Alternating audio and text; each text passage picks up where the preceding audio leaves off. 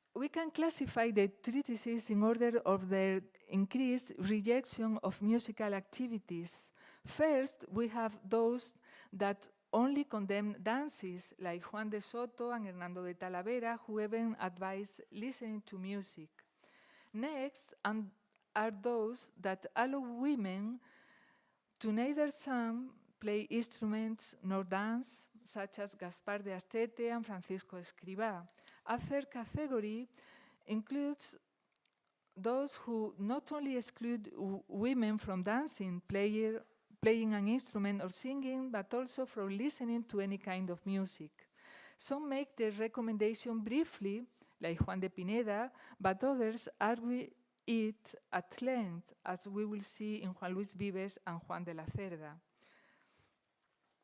According to Castiglione, the women and the courts were the ground for learning to dance and to write poetry in Italian.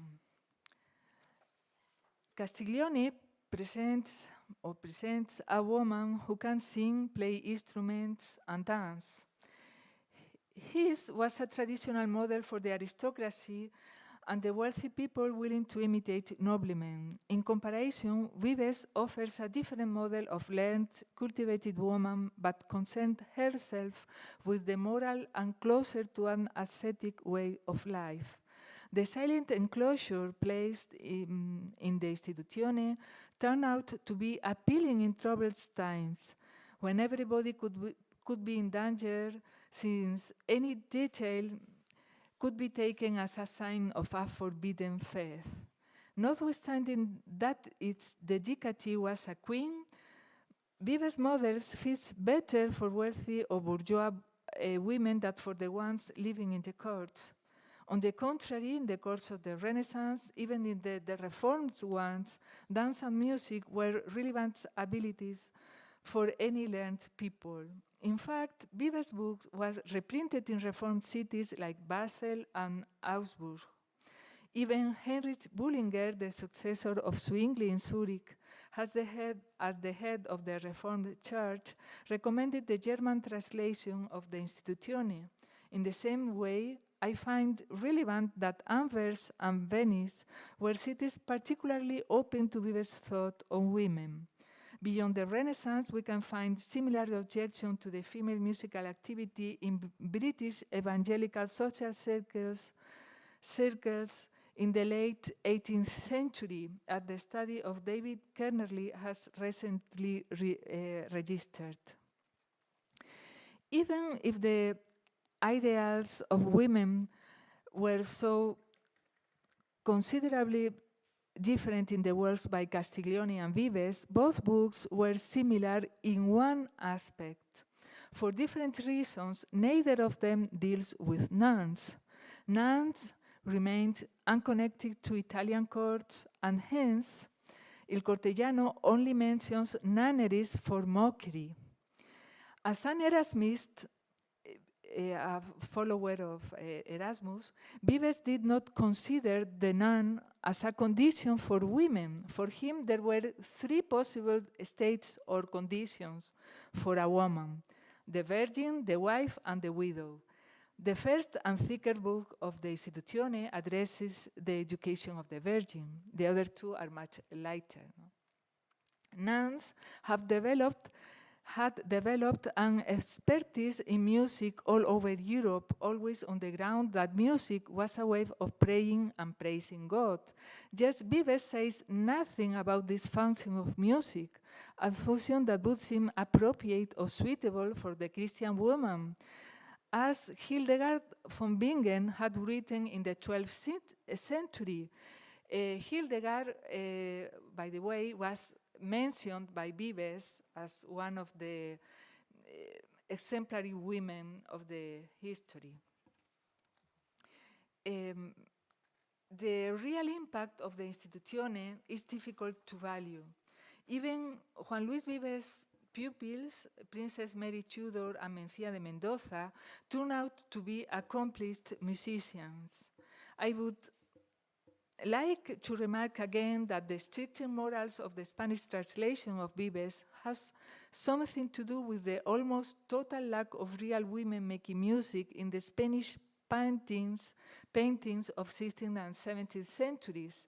It was, of course, not the only reason. I have written of this problem elsewhere. In contrast, we find portraits of noblemen and even queens with musical instruments from England, France, and the Netherlands and Italy. Thanks for your attention.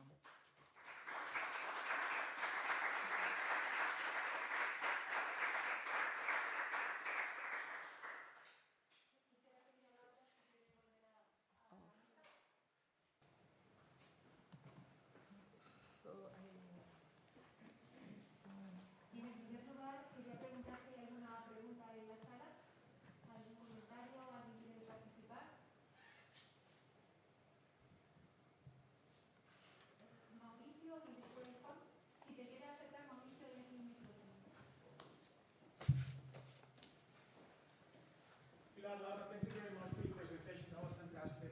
Thanks for that tour of force on sources, by the way.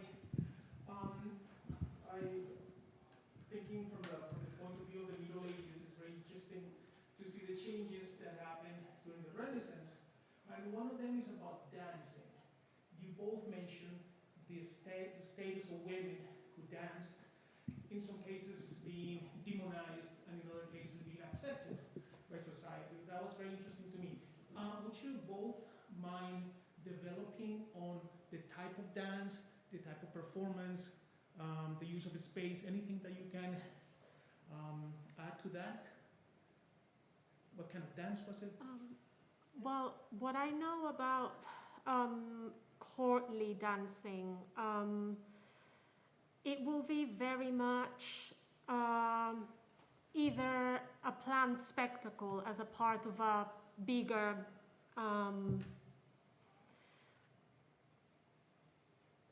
work, or something more of an entertainment amongst the ruling classes, but very much contained, very much as a way of being seen as well. And especially, for example, with Castiglione, he always talks about being very casual about it. Like, it has to be all very planned, but at the same time very, as if you were not putting any effort on it, almost as amateur, but obviously these ladies knew how to do, like, same with the music making, they knew how to do it. It was just this act, this pretense of being an amateur, because professional music making was so badly seen for both men and women. So yeah, it's something I want to explore more, the context of dancing. And are we talking about solo dancing, dancing as part of the bigger choreography? I think it was more of a bigger choreography, but yeah, that's something I'm planning to explore more. I think that for the courtly dances, there were, maybe you are asking for a classification of dances according to their morality, no? But as far as I know, in the courtly dances, everyone danced the dance of their country, no? I mean, when Spaniard and English met for the wedding of the Catherine of Aragon, we have many records of that. Spaniard danced Spanish dances, English dances. And the Tratadists never spoke of classify the dances. That would be very interesting in the 20th century, for example, when the popes spoke against the tango, but not in the 16th century. The Tratadists never spoke of classes of dances. It would be to descend in the lands of the inferno,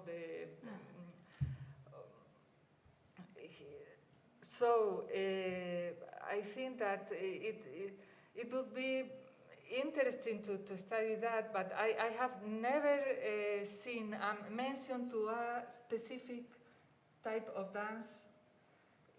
The content is always to dancing in general, or maybe they allow dancing in general, but not a specific type, no? Yes, something like that. It's more that during the Middle Ages, solo dancing had female solo dancing had a specific connotation that was connected to the idea of the body, the presentation of the body. And communal dancing had a different connotation. It was welcome, in fact, for women to direct choral dances or things like that, but not to dance alone. I was trying to find some connection between the two dances. Thank you, Timo. Mi cuestión es para Pilar.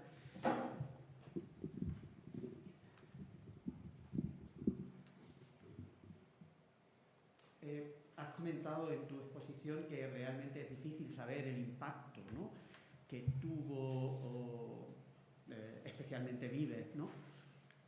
Pero otra documentación parece apuntar a que su impacto fue mínimo, fuera de, como bien has comentado, el tema de la iconografía, ¿no?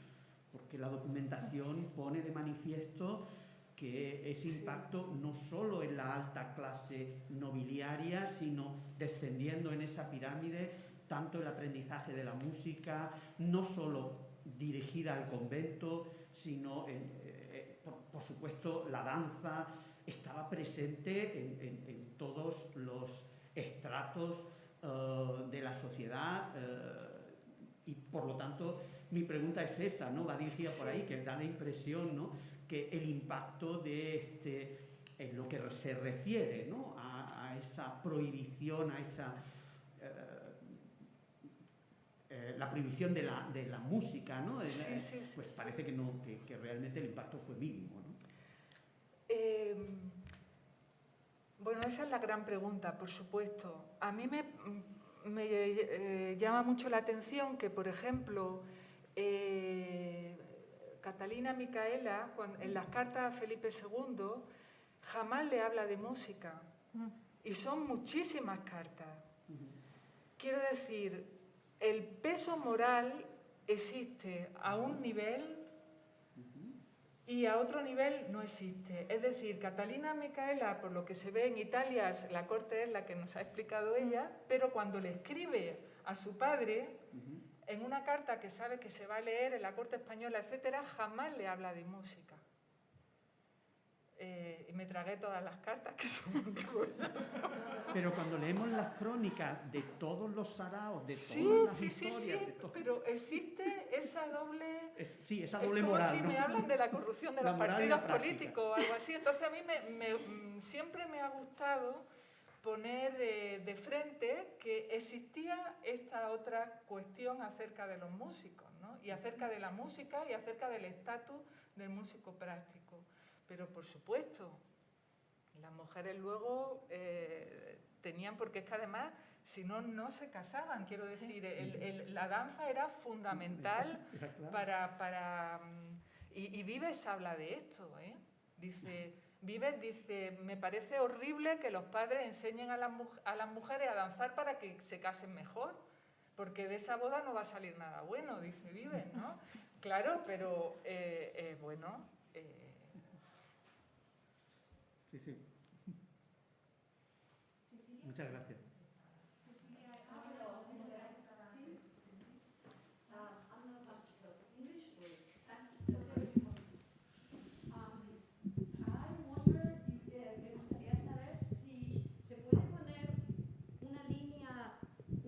Si pondrías una línea entre estos dos mundos, Castiglione y Vives, una línea separada por la Iglesia. Vives como un judío que está perseguido, al que la Inquisición y que está tratando de demostrar que no, que él es muy buen cristiano, y el Castiglione como alguien que es de la corte, que si esas dos formas de pensar, de vivir, de defender la vida, se podrían... You put a line of the religion, the weight of it. ¿O es demasiado simple? Es una dicotomía. I think so, because first, I think Vives was sincere. He was a sincere Christian. He was a Christian. He was a Jewish heritage, but he was a Christian. And Vives was more accepted in Protestant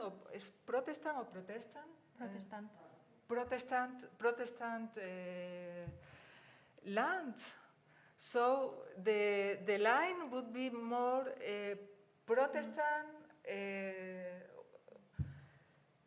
were follower of Vives, and the court were follower of Castiglione, and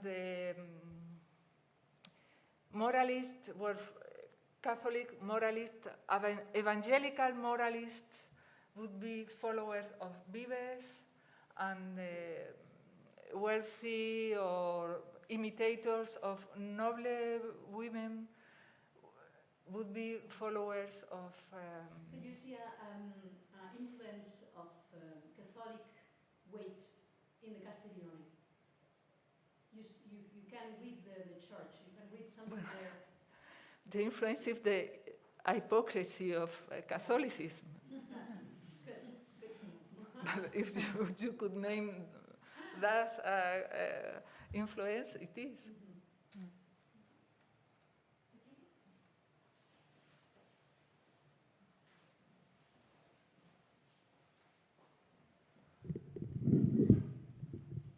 Muchas gracias a las dos ponentes que han abierto un campo bastante italiano, pero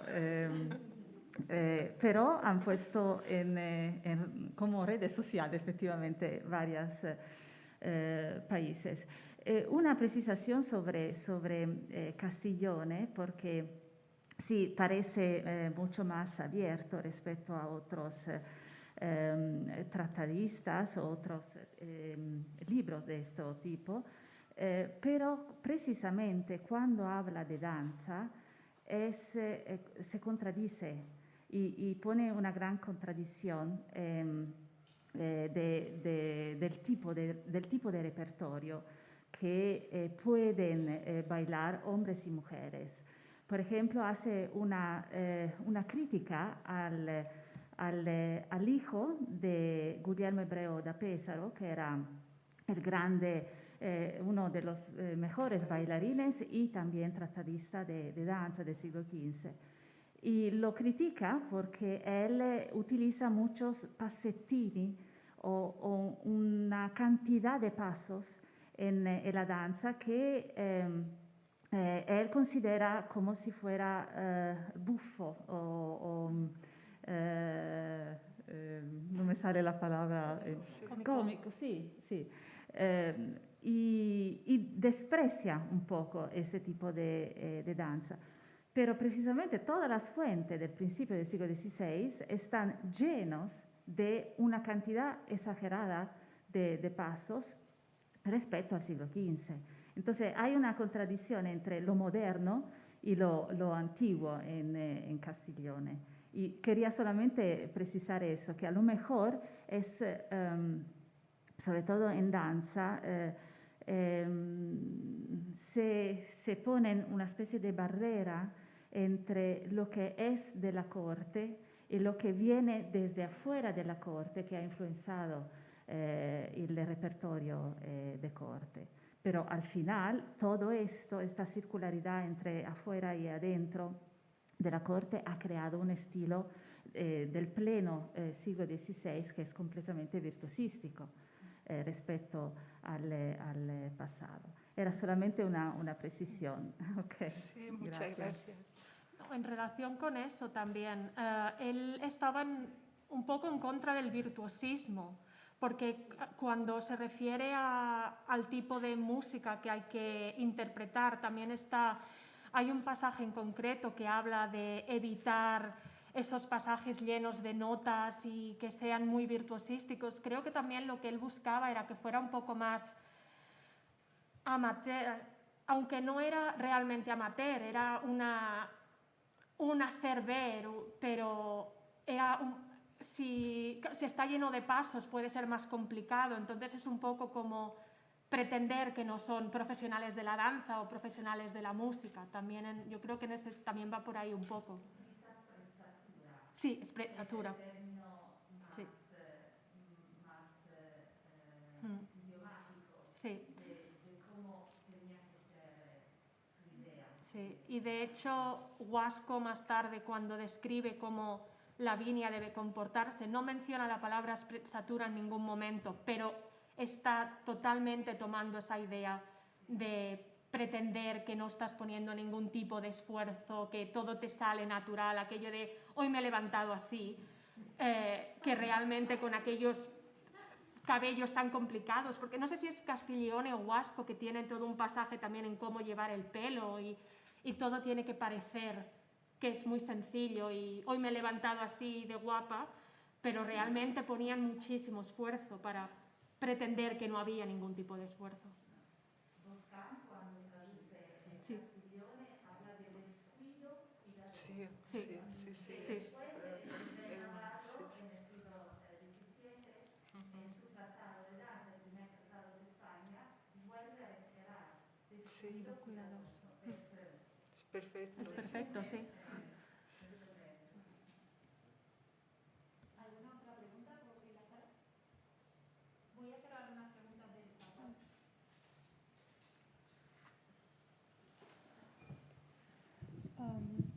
Tess Knighton has the following question for Laura. Do we know if Wasco's razonamiento was disseminated beyond Turing?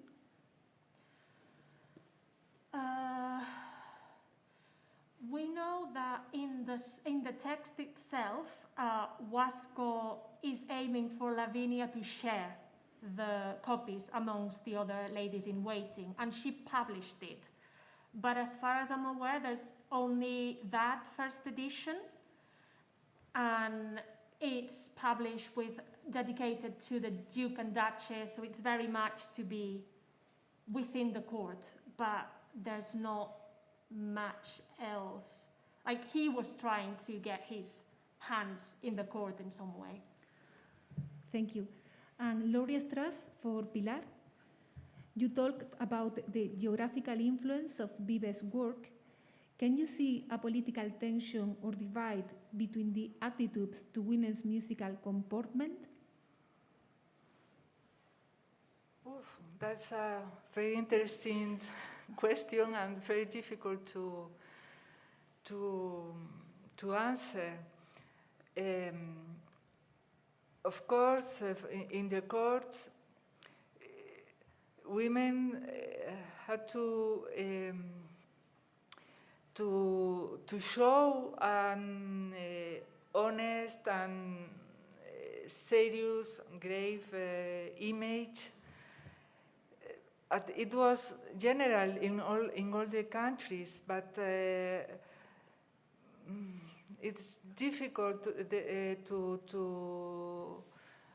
to answer.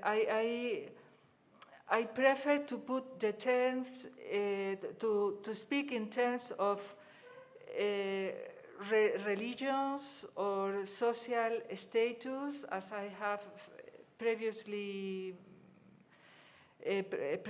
done. Perhaps it was in Spanish, and I think that Vives were more influential for Protestant people and for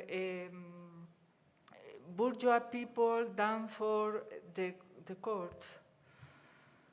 Thank you. And another question from Barbara Eichner, also for Pilar. I had a quick look at the German version, and in contrast to Castiglione's book, Vives' treatise seems to be aimed more at upper middle class women than at aristocratic women with a court career. Could you say a bit more about the role of class in this context?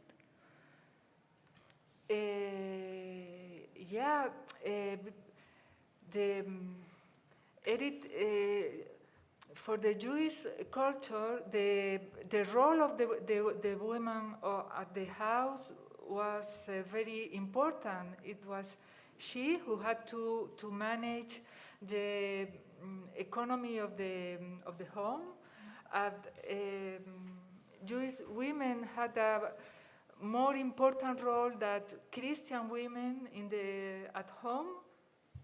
So I think that a little in the way that Weber,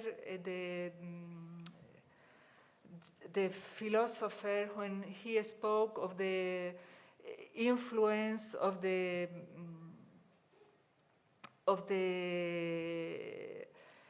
certain ideas in the nascence of the capitalism, here for the birth of the capitalism in the Renaissance. Here, I think that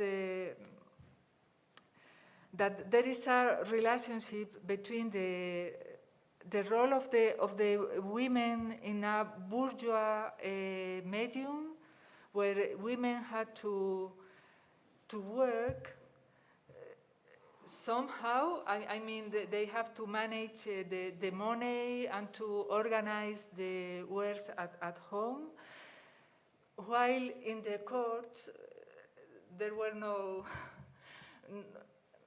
the role was not so active for women, no? For the important ones, the ladies in waiting have a professional role. Yeah. We could speak of a musical professional role. That's another thing. Yeah. Good morning, everybody. I hope you can hear me. I'm very, very sorry not to be there with you in person. I was planning to be so, but unfortunately my post-COVID symptoms have returned and travel was really out of the question.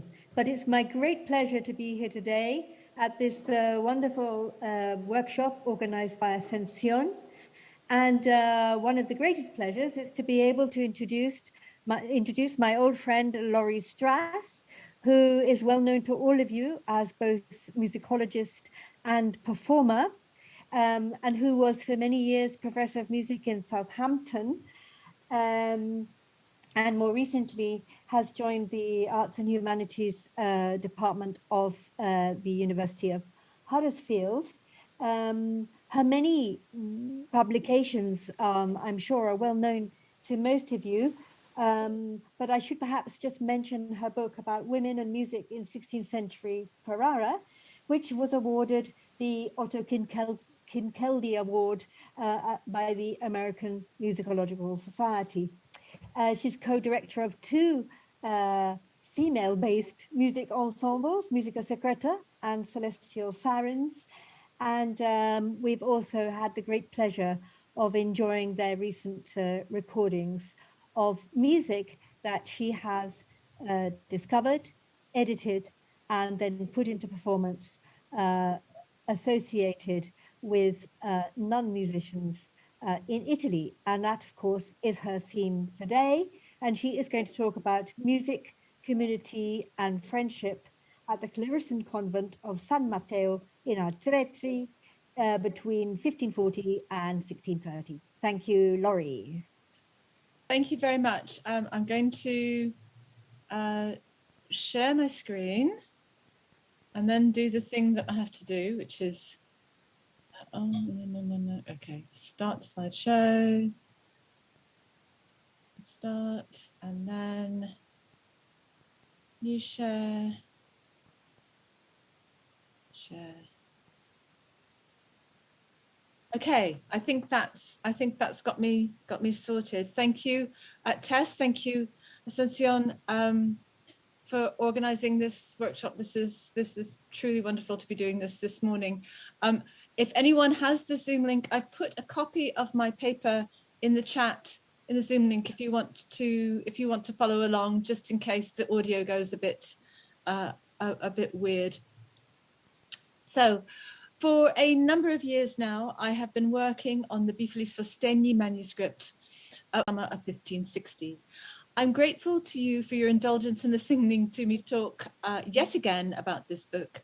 I know I'm a bit like a dog with a bone, but I feel justified in trying to piece together as much as I can about such a rare treasure, a unique collection of music for the entire liturgical year with a secure provenance in an Italian convent.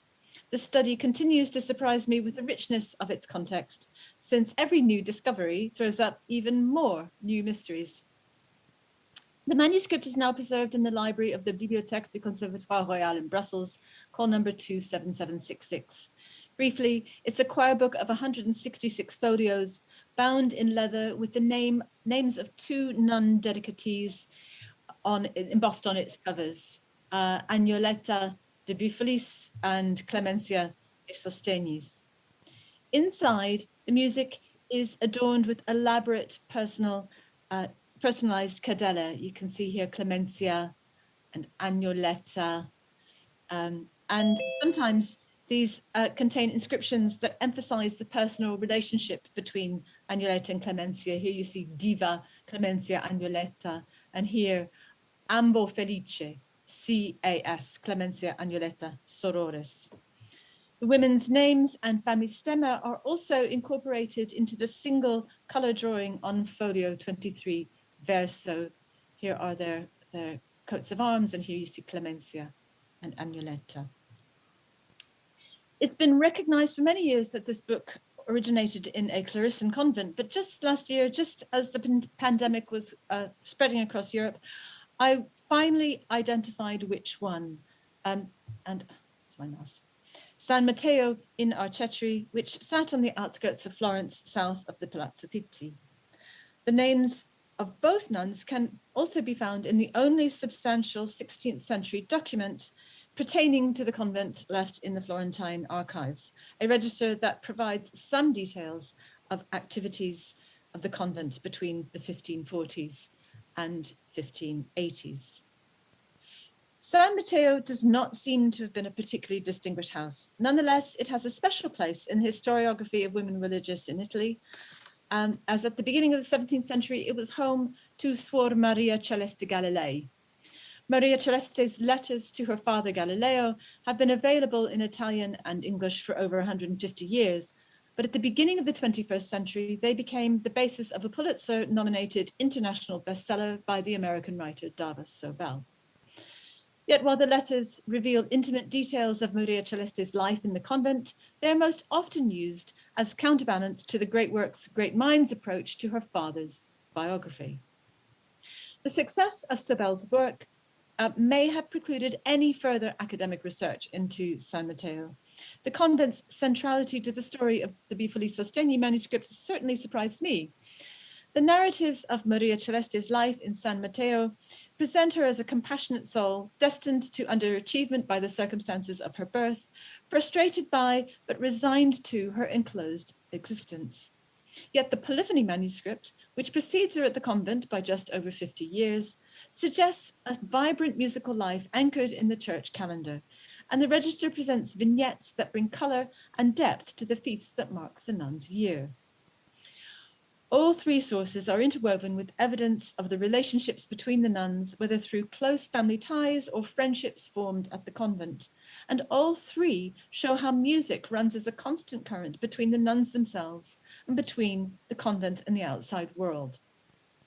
The facts of Maria Celeste's biography are well known. She was born Virginia Galilei in Padua in 1600, the illegitimate daughter of Galilei and Marina Gamba. Around 1611, her father moved back to Florence and soon petitioned the Archbishop to have Virginia and her younger sister Livia placed in the convent of Arcetri. This was a hard ask. Virginia and her, in Florence, blood sisters had been forbidden to enter the same convent since the end of the 16th century. Second, the convent was full, so their dowries would have had to been doubled. And third, and most importantly, the girls were too young to give their consent to monarchization. Nonetheless, by 1613, both girls were living at the convent as boarders, and they each took their vows when they reached the age of 16. Maria Celeste's letters date from between 1623 and December 1633, just 4 months before her death in April 1634. The biographical details of Agnoletta Bifoli and Clemencia Sostegni are much more sparse. and can only be pieced together from tiny snippets of information contained in the register. Clemencia Sostegni was accepted as a novice in 1541. Her father is named as Roberto or Roberto Sostegni, perhaps the same Roberto who was commander of the Rocca di Castrocaro in 1537. Clemencia was assigned a tutor, Suor Caterina, who was paid in addition to Clemencia's dowry, but who then was expected to provide for Clemencia's fornimento from her wages. At this stage, I found no further information about Clemencia's later life or her family. Agnoletta Bifoli was accepted per Monica in 1548. Her father is named as Francesco Bifoli, and along with her dowry, additional funds are given to the convent for her sacrazione. We can understand this as payment for a more elaborate ceremony, perhaps with music and a generous meal to celebrate her transition to her new life. The following year, another Bifoli girl is accepted into the convent, Caterina, here. Francesco's wife is named as Mona Maria, but crucially in this entry, he is also called Francesco di Giovanni Battista, Merciaio. From this, we can summarize that he is the same Francesco di Giovanni Battista listed in the Florentine Decima of 1532. Here. Judging from the dates of their entries into the convent, Agnoletta and Caterina would have been born at some point in the mid-1530s.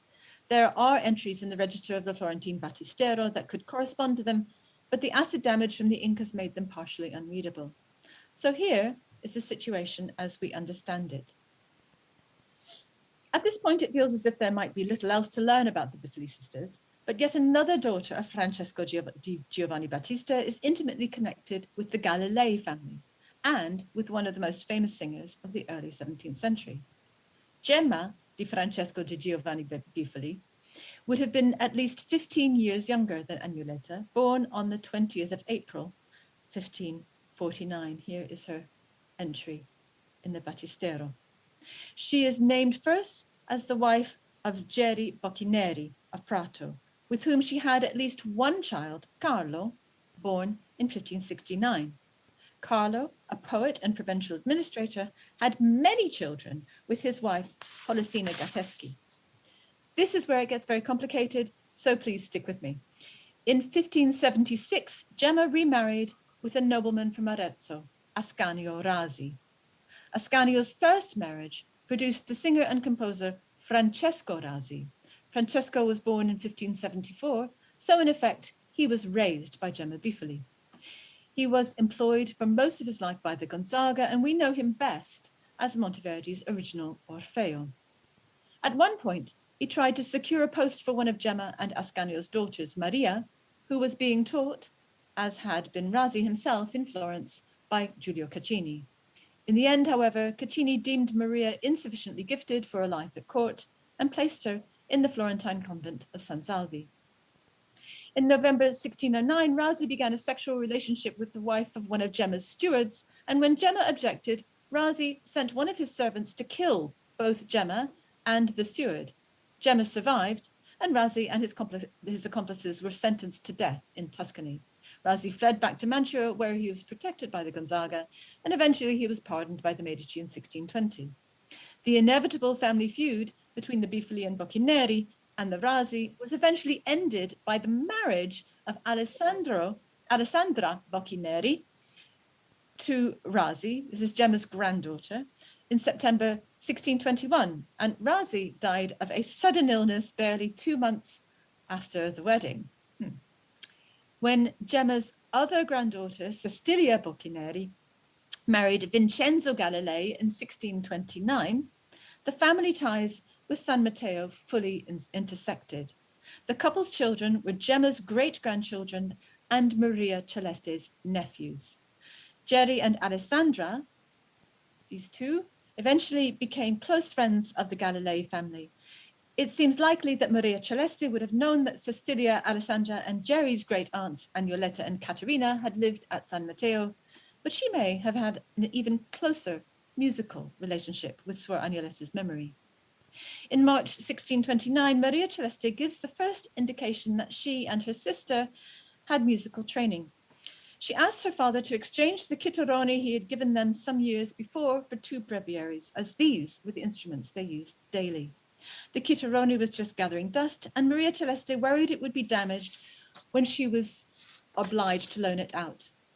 In October 1630, Maria Celeste wrote to say that she had been, wrote to say that she had been given the additional duties of teaching chant to 4 girls, as well as taking over the day-to-day supervision of the office in the choir. She complains lightly that her poor Latin makes the task harder, but she admits that it's something she enjoys. It would be entirely reasonable to assume that Maria Celeste, the granddaughter and niece of professional musicians, was taught to sing and play as preparation for her entry into religion. So it's very likely that she had at least a basic level of skill with which to prepare the office. From this point, she makes more mention of musical matters in her letters and becomes a conduit between her father in the secular world and the convent's organists in enclosure, who make requests to him for instrumental music. We might note, however, that the chitarroni is not in use. Could this mean that the choir was still engaged in polyphony rather than a canto and basso style that could be accompanied by a chitarroni? In any case, the convent had probably retained the manuscript dedicated to Agnoletta and Clemencia. As the repertoire in the manuscript was so specifically tailored to the convent's needs, it seems unlikely that it would have been sold after their deaths. Closing the 70-year gap between the 1760 manuscript and Maria Celeste's 1630 choir duties is not something I feel I can do with any certainty, regardless of how appealing it might be, but neither is it completely out of the question.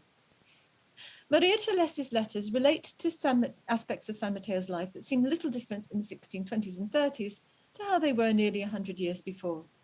Her touching notes of her friend Suor Luisa's concern and then grief for the death of her maestra Suor Julia shows that this special relationship between older and younger nuns still existed, both materially and spiritually. Julia's mentorship and physical care for Luisa would have been established from the day she entered the convent, in the same way that Suor Caterina cared for Clemencio Sostegni. Maria Celeste also tells of Suor Maria Grazia del Pace, the eldest of the convent's 3 organists, who had been maestra to Le Squarcialuppi. Maria Grazia would, of course, have been in the position to teach these younger women to play the organ, although we know of only the professed name of one of the other organists, Suor Achillea. We don't yet know whether she was a Squarcialuppi. Maria Celeste's letters are sporadic, so while her account of San Mateo's community is emotionally rich, it does not easily reflect the structure of convent life on a daily or annual basis. For this, we must return to the register, which, although it too is not complete or completely legible, provides insight into the rhythm of the nuns' existence from season to season and year to year. The Camerlinge carefully record every expense for the convent's important holy days, beginning with the New Year at Annunciation, Passion Sunday, Palm Sunday, Maundy Thursday, Easter, Pentecost, San Lorenzo and Santa Clara on consecutive days, but Clara is a double feast, so this was a really big party. Then they go on to San Mateo, San Francesco, and Christmas. The entries for these days include extra wages for the male celebrants required and large quantities of extra food and delicacies itemized against who should receive them, the nuns, the friars, or the convent's familia. These payments sometimes suggest some form of musical elaboration of the services. On Maundy Thursday, 1562, for instance, additional almonds and sugar were bought for the convent's confessor, and pepper and fish were provided for the confessor and the friars who sang the Passion, Cantor que cantore el Pasio. We cannot know if this event corresponds with the 2-voice turba sketched in at the back of Agnoletta and Clemencia's book, but that would be nice, wouldn't it? Funeral masses are also accounted for both the nuns and for members of the community, with expenses for candles and additional food purchased for the friars celebrating the 30 Gregorian masses. Although in 1580, when a large number of nuns died of the plague, the book records only their deaths and a collective requiem mass. On 16th of March 1541, or 1540 if we're on the Florentine calendar, lightning struck the tower of the convent's church, but no goods were damaged and no one was hurt. So grateful was the abbess that she decided, with the agreement of the rest of the community, that every year forward, the Mass for the Annunciation, or Messa del Concezione, would be celebrated with 6 novices and their master, presumably from the Franciscan Basilica of Santa Croce. The additional expenses per fare cantare la Messa dei Novizi are recorded for at least another decade in the register. And while it's not clear exactly did the singing at the Messa dei Novizi, the entries suggest payment only for the celebrant. The other expenses are to feed the novices, not remunerate them. The music collected in the Bifli Sostegni manuscript tracks the feast detailed in the register. For each of the celebrations that brought the community together to eat and pray, there are motets, hymns, and office polyphony that would have adorned their worship. One of the more curious aspects of the collection is its temporal span. While most of the works are anonymous and difficult to date, it contains 1 motet by Comper, which must date from the end of the 15th century, and 2 motets by Francesco Bocchini, who in 1556, only 4 years before the collection was copied, had initiated the Cappella di Musica at the cathedral in Pisa.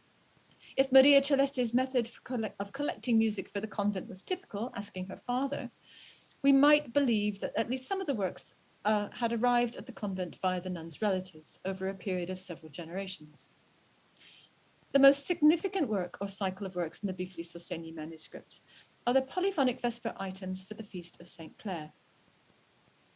They are the only polyphonic office psalm antiphons that I know of from the 16th century, so they are unique and important beyond their status as bona fide convent polyphony. As Cantus Firmus compositions on the rhymed office of St. Clare, which is a 13th century contrafact of St. Francis's office, they reflect both new and old music, revealing that both tradition and innovation might occur in an institution over decades, maybe even centuries, of unbroken worship. For instance, the polyphony, which is stylistically consistent with the multiple high voices plus 1 slightly lower voice voci pari style I've described elsewhere, preserves the chant melodies and their modal orders in all but 2 cases, the mag antiphon for Vespers 1, Duce Celesti Numini, which uses an unusual mode 1 melody instead of the more usual mode 6, and the Vespers hymn 2 hymn En Precara Virgo Clara. Here, this seems to be a late addition to Clare's office. It does not appear in sources before the beginning of the 15th century.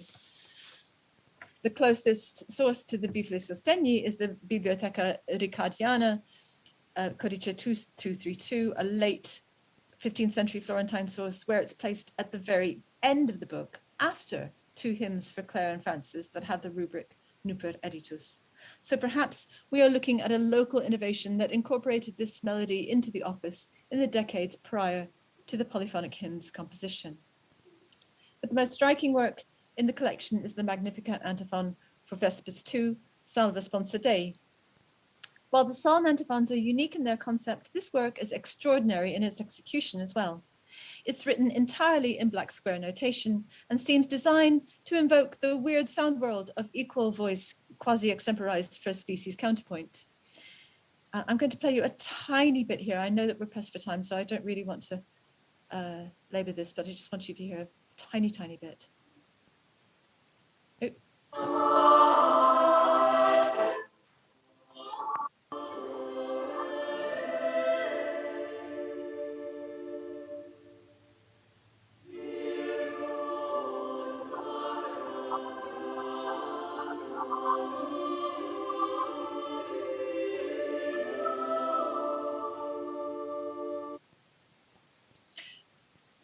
Singing it, so it's hard to know what to make of this antiphon. Is it preserving or somehow parodying a practice that would have existed in the convent for centuries?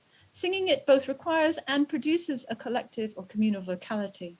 The individual strands are dependent on the chant, but they intertwine, creating a melody that exists nowhere on the page.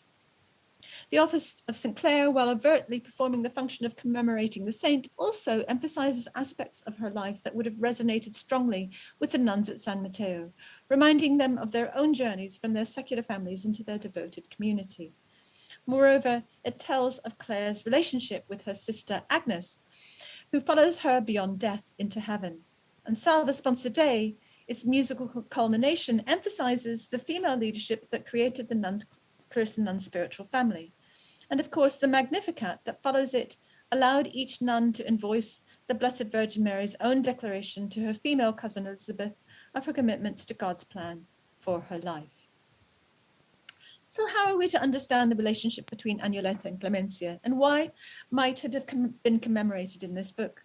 Clemencia and Agnoletta might have been maestra and discepola, or related by blood, cousins, perhaps, or aunt and niece. We know from the work of many nunologists that family ties were important to convents, and that some families, the Bombaci, the Zanes in Bologna, or the Piccininis in Ferrara, cultivated musical dynasties in convents. But the manuscript is not for personal use, like Elena Malvezzi's keyboard manuscript described by Craig Munson, or even the breviaries that Maria Celeste requested of her father.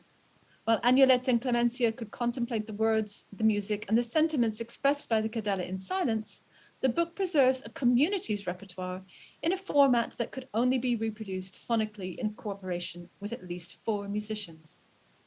We currently cannot, and perhaps will never know, if Maria Celeste, her sister Suor Arcangela, and her friend Suor Luisa sang the music that was compiled for their community 2 generations before them, but the legacy of that rich musical environment may have been a factor in Galileo's choice of home for his girls. And eventually, the women must have known of the family ties that reached out of the convent and back in again, binding the Galilei sisters to the Bifoli sisters via the long-suffering secular Gemma Bifoli. I still have many leads to follow and documents to consult as I try to strengthen my grasp of the religious and musical context for the Bifoli Sostegni manuscript. But these surprising links to San Matteo's most famous daughter show that the social networks that sustained Renaissance convents are just as important to my understanding. I look forward to being able to report back in the months and years to come. Who knows what more surprises I have yet to uncover. Thank you. Thank you very much, Laurie, for such a rich paper. I'm not sure if I'm alone, but I'm so envious of the wealth of source material that you have, and including a music manuscript. This is very rarely found in Spain. Fantastic. And this idea of the conduit between the nuns inside the convent and the members of their family. This is a brilliant example of that. Something that I know that Ascensión has studied in Barcelona, and but to have this wealth of documentation is fantastic. I think as in the first session, we will move straight on to our next paper and have discussion at the end, if that's okay. So now it's my pleasure to introduce Barbara Eigner, who is a reader in music at Oxford Brookes University, and who has 2 strands to her musicological bow: music and national identity in the long 19th century, particularly in Germany, and the sacred music of the early modern era, with also a special emphasis on the music of Orlando di Lasso. But she's currently working on a monograph entitled Cloistered Voices, Music and Monasteries in Early Modern Germany, 1550 to 1632, with financial support from the British Academy. And it's in this area that she's now going to talk to us about families, teachers, confessors, networks of networks of nuns and sisters in early modern Germany. So we'll move from Italy to Germany, and the floor is yours, Barbara. Thank you very much, Tess, for the kind introduction. Thank you all, Ascensión and the team at Granada, for inviting me. And of course, I have to express my regret that I can't be in Granada. So I'm looking into a rather drab suburban Oxford street. I have to start my paper with a few qualifiers regarding the title of our workshop: Women and Music Networks in Early Modern Europe. First of all, the networks I will investigate are not strictly speaking music networks. Rather, they're networks that were set up for other purposes. And once they were set up, they also happen to facilitate the transmission of musical repertoire, musical expertise, and musical enthusiasm. Second, my networks are not exclusively or even mainly women's networks. They are family networks in a dual sense. On the one hand, they comprise networks of blood relatives, and on the other, they are networks between the branches of a spiritual family, such as the networks connecting the Cistercian or Dominican religious houses. Let me now start sharing my screen.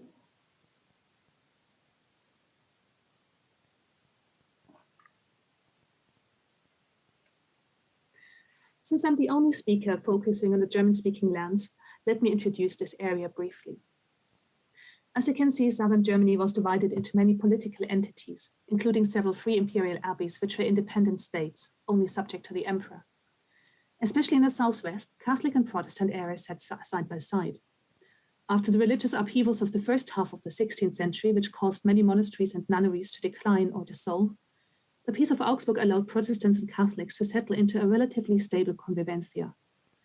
This consolidation meant that religious houses could revive and redefine their purpose, and the introduction or expansion of polyphonic music, which we see around 1600, is evidence of this new religious vigor. Before I now embark on my case studies, I need to warn you that two types of networks are missing. Firstly, the universities, which played a major role in the dissemination of music and musical skills among young monks and friars, but which were not accessible to women. This is, of course, the same across Europe and the New World. The second gap seems to be typical of the German-speaking countries, and I would like to hear your thoughts on this. In contrast to Northern Italy, German nuns were less well integrated into networks of professional musicians, for example, through publications or dedications. A few counterexamples start around 1640, so right at the end of my time frame for today. Let me now turn to religious networks first. Most religious houses were integrated into superstructures such as a diocese, a congregation, or a system of filiations. A Cistercian nunnery, for example, usually had a father abbot and confessors from its foundation house. In addition, bishops and secular authorities competed for control of religious houses. What all these control mechanisms had in common was that women were under male control, never the other way round. The reality of the interactions was, as usual, complex and even contradictory. Religious networks could be both restrictive and enabling for women. There's no doubt that a drive towards the complete enclosure limited the spaces available for nuns' activities. On the other hand, confessors, chaplains, or traveling clerics could provide a conduit for books, news, spiritual advice, and last but not least, music. Of course, there are plenty of examples when religious superiors stepped in to stop music making in the cloister.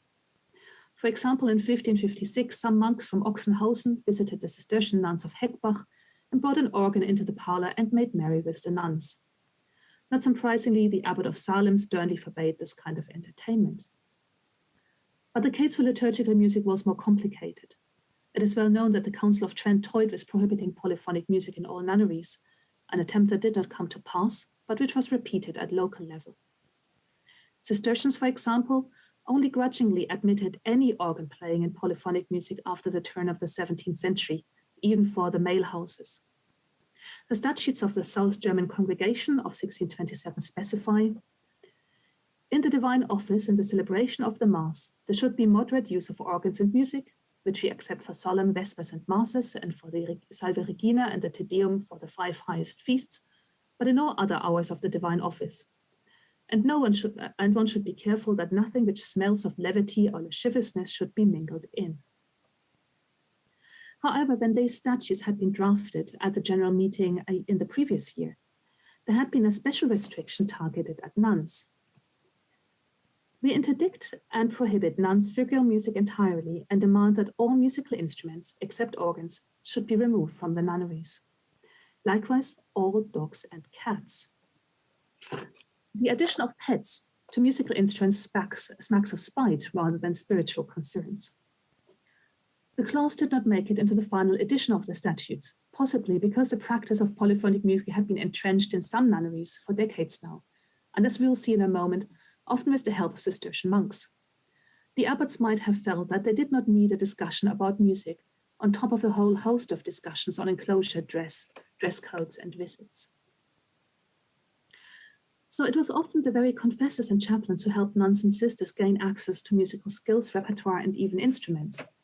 This was particularly important when the religious women didn't want to hire secular musicians to adorn their services, but when they wanted to take the music into their own hands, which was increasingly the case in the 17th century. My first example comes from the Cistercian nunnery Oberschönefeld near Augsburg.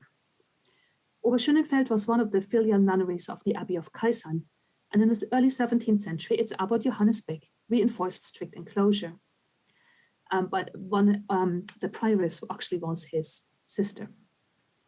He had, however, no problem with the practice of music when Abbess Susanne Willemeyer wanted to introduce it. The Chronicle of the Nunnery, written by Willemeyer's successor, Elisabeth Herold, remembers the introduction of figural music as follows. This our abbess was a particular lover of music, and she was the first abbess who introduced the art of music into her church. There was a chaplain called Wilhelm Reich. He knew a bit about music, and the confessor Schwiekautus Frey knew a bit about playing the bass viol. The abbess asked those two to teach the young nuns in this art, and it was the youngest nuns who were tasked to learn this. This started in AD 1614. End of quote. In addition, the abbess bought a small organ, a whole set of string instruments, and that those young women who were planning to join the convent learned those instruments before profession. This tradition was continued by her successor, the chronicler Elisabeth Herold, who was herself an avid musician. Abbess Susanna first took a very pragmatic course by using the two male clerics in residence, the chaplain and the confessor, to kickstart the musical training of her nuns, presumably until they were self-sufficient in their musical skills. Thus, the women indirectly benefited from the musical training the male clerics had received in the monasteries and at university. Involving the confessor had the added benefit that the father abbot could not really object to the undertaking. A secular cleric rather than a monastic confessor provided a musical link between the Benedictine nunneries of Geisenfeld and Hohenwald in Bavaria. Leonhard Kranz came from Hohenwald and worked as a confessor at the neighboring nunnery Geisenfeld for several decades, starting in 1589. He is mainly remembered for endowing 12 university bursaries for local poor boys, but he also used some of his private funds to support the music making in the two nunneries he was connected with. In a visitation report of 1598 from Geisenfeld, he is commended because, and I quote, "He leads a withdrawn life exemplary for a priest and spends a lot from his own pocket on the adornment of the church, so that he bought for music, which he loves a lot, not only instruments, but also big music books. The organist and the other stipendiate priests, who are often short of money, he also supports frequently from his own pocket and gives them provisions." End of quote. So unlike his confessor colleague in Oberschönenfeld, Leonhard Kranz did not support the Benedictine nuns as practical musicians, but provided the funds for hiring musicians and buying instruments. But he did not forget his place of origin either, although he had no formal connection to the Benedictine nunnery at Hohenwald. In 1612 and 1617, he supported financially the construction and modification of the organ, which the nuns noted gratefully in the chronicle, though they also complained that they had to provide the organ builders with beer and food. As there is no list of nuns from Hohenwald, we don't know whether this music-loving priest felt indebted to the nunnery because of an aunt, cousin, niece, or sister lived there, but it is highly likely. From Italy, we have some astounding examples where female relatives joined the same urban convent over several generations, and Laurie has already mentioned these dynasties. In the German-speaking lands, it was unusual for sisters to enter the convent. Therefore, their sibling networks get wider and more geographically dispersed. It was not just sisters, nieces, and aunts who formed these networks, but also their brothers, uncles, and nephews, many of them themselves in holy orders. The Augustine canonesses of Inzigkofen in southwest Germany benefited, like their colleagues in Oberschönenfeld, from a music-loving confessor who started teaching the basics of polyphonic music in 1594. 1 year later, however, the confessor was replaced by Narcissus Zengel, court chapel master of Count Karl II of Hohenzollern-Sigmaringen. Such a high-profile music teacher was not common in a German nunnery. In Inzigkofen, this was due to the fact that prioress Amalia was the sister of Count Karl. The chronicle remembers, "Therefore, the Reverend Mother let several sisters learn to play the organ in 1596 with all the art, including composing and making and writing figural music. First of all, Sister Cleopha Kreusin, who was still a secular novice. She was taught by the chapel master of Sigmaringen in the above-mentioned chamber in good order for more than 2 years. And on St. George's Day in 1598, she showed her talent on the organ for the first time. To God's praise and honor, he may continue to give his grace, because it was tough enough for the girl and cost quite a lot of money." End of quote. This is, by the way, practically the only reference to the teaching of composition and improvisation in a South German convent. As in Italy, some Catholic families entered several of the children into religious careers, and they often took on leadership roles. We can assume that they stayed in touch with each other, using the family network to facilitate the religious networks and vice versa. But unfortunately, I don't have a wonderful cachet of letters, as Laurie has in the case of the Galileo daughter. In some cases, we know about the musical inclinations of one member of the family, and I would propose that this might indicate a general interest for music in the family. By extension, this might allow us to assume musical activities in nunneries and convents, where we don't have any other evidence of music making. I'm going to use the family von Pflaumann as an example. The Pflaumanns, sometimes also known as Pflumans, they're a patrician family from Biberach in southwest Germany, and they're quite confusing to investigate because there are many branches of the family. I will focus here on the children of Hieronymus, who was a lawyer and, among other things, provost of the counts of Hohenzollern-Sigmaringen and chancellor of the Benedictine monastery of St. Ulrich and Afra in Augsburg. With his wife Blandina von Bosch, he had 8 daughters and 6 sons. Here only the children about whom I have found any information. My interest in this family was first kindled through Elisabeth von Pflaumann, who had entered the Dominican convent of St. Katharina in Augsburg. So here she is. The convent chronicle mentions her in the context of the introduction of polyphonic music in 1608. Likewise, the prioress ordered to take Elisabeth von Pflaumann for the bass, though she was still a secular pupil in the convent and not yet received into the order, because she was very able in music and had learned to play the bass viol in the world. She was about 15 years old. It is significant that she had already learned to play an instrument before entering the convent. Whether this was for recreational purposes or already with a view of contributing to the convent music, I don't know. The other family member with a documented interest in music is Johann Heinrich, the most high profile of the siblings. His career started as legal advisor to the Bishop of Constance and as a canon, but he gave up both positions to get married and become mayor of the town of Überlingen, near Lake Constance. During the political upheavals of the 1630s and 40s, he was one of the most effective legal representatives of the Swabian religious houses. He presumably grew up in Augsburg and retained his contacts there, including musical connections. In his letters to the prior of St. Ulrich and Afra, written in 1609 and 1610, he asked after the welfare of Johann Dreher, the scribe of the choir books of polyphonic music in Augsburg, and he receives wool from the composer Gregor Eichinger, and there's a lot of Latin jokes around this consignment of wools, which I don't understand. But his interest in music went beyond mere friendship with musicians. The collection Chorala Musica Missarum 37, published by Johann Dunfried in 1628, contains a 3-part lament on the death of the Jesuit Matthias Rader by Johann Heinrich von Pflaumann. This is his only known composition, and one wonders why it was included in a collection of polyphonic masses among the works of high-profile composers like Banchieri, Hassler, and Orlando di Lasso.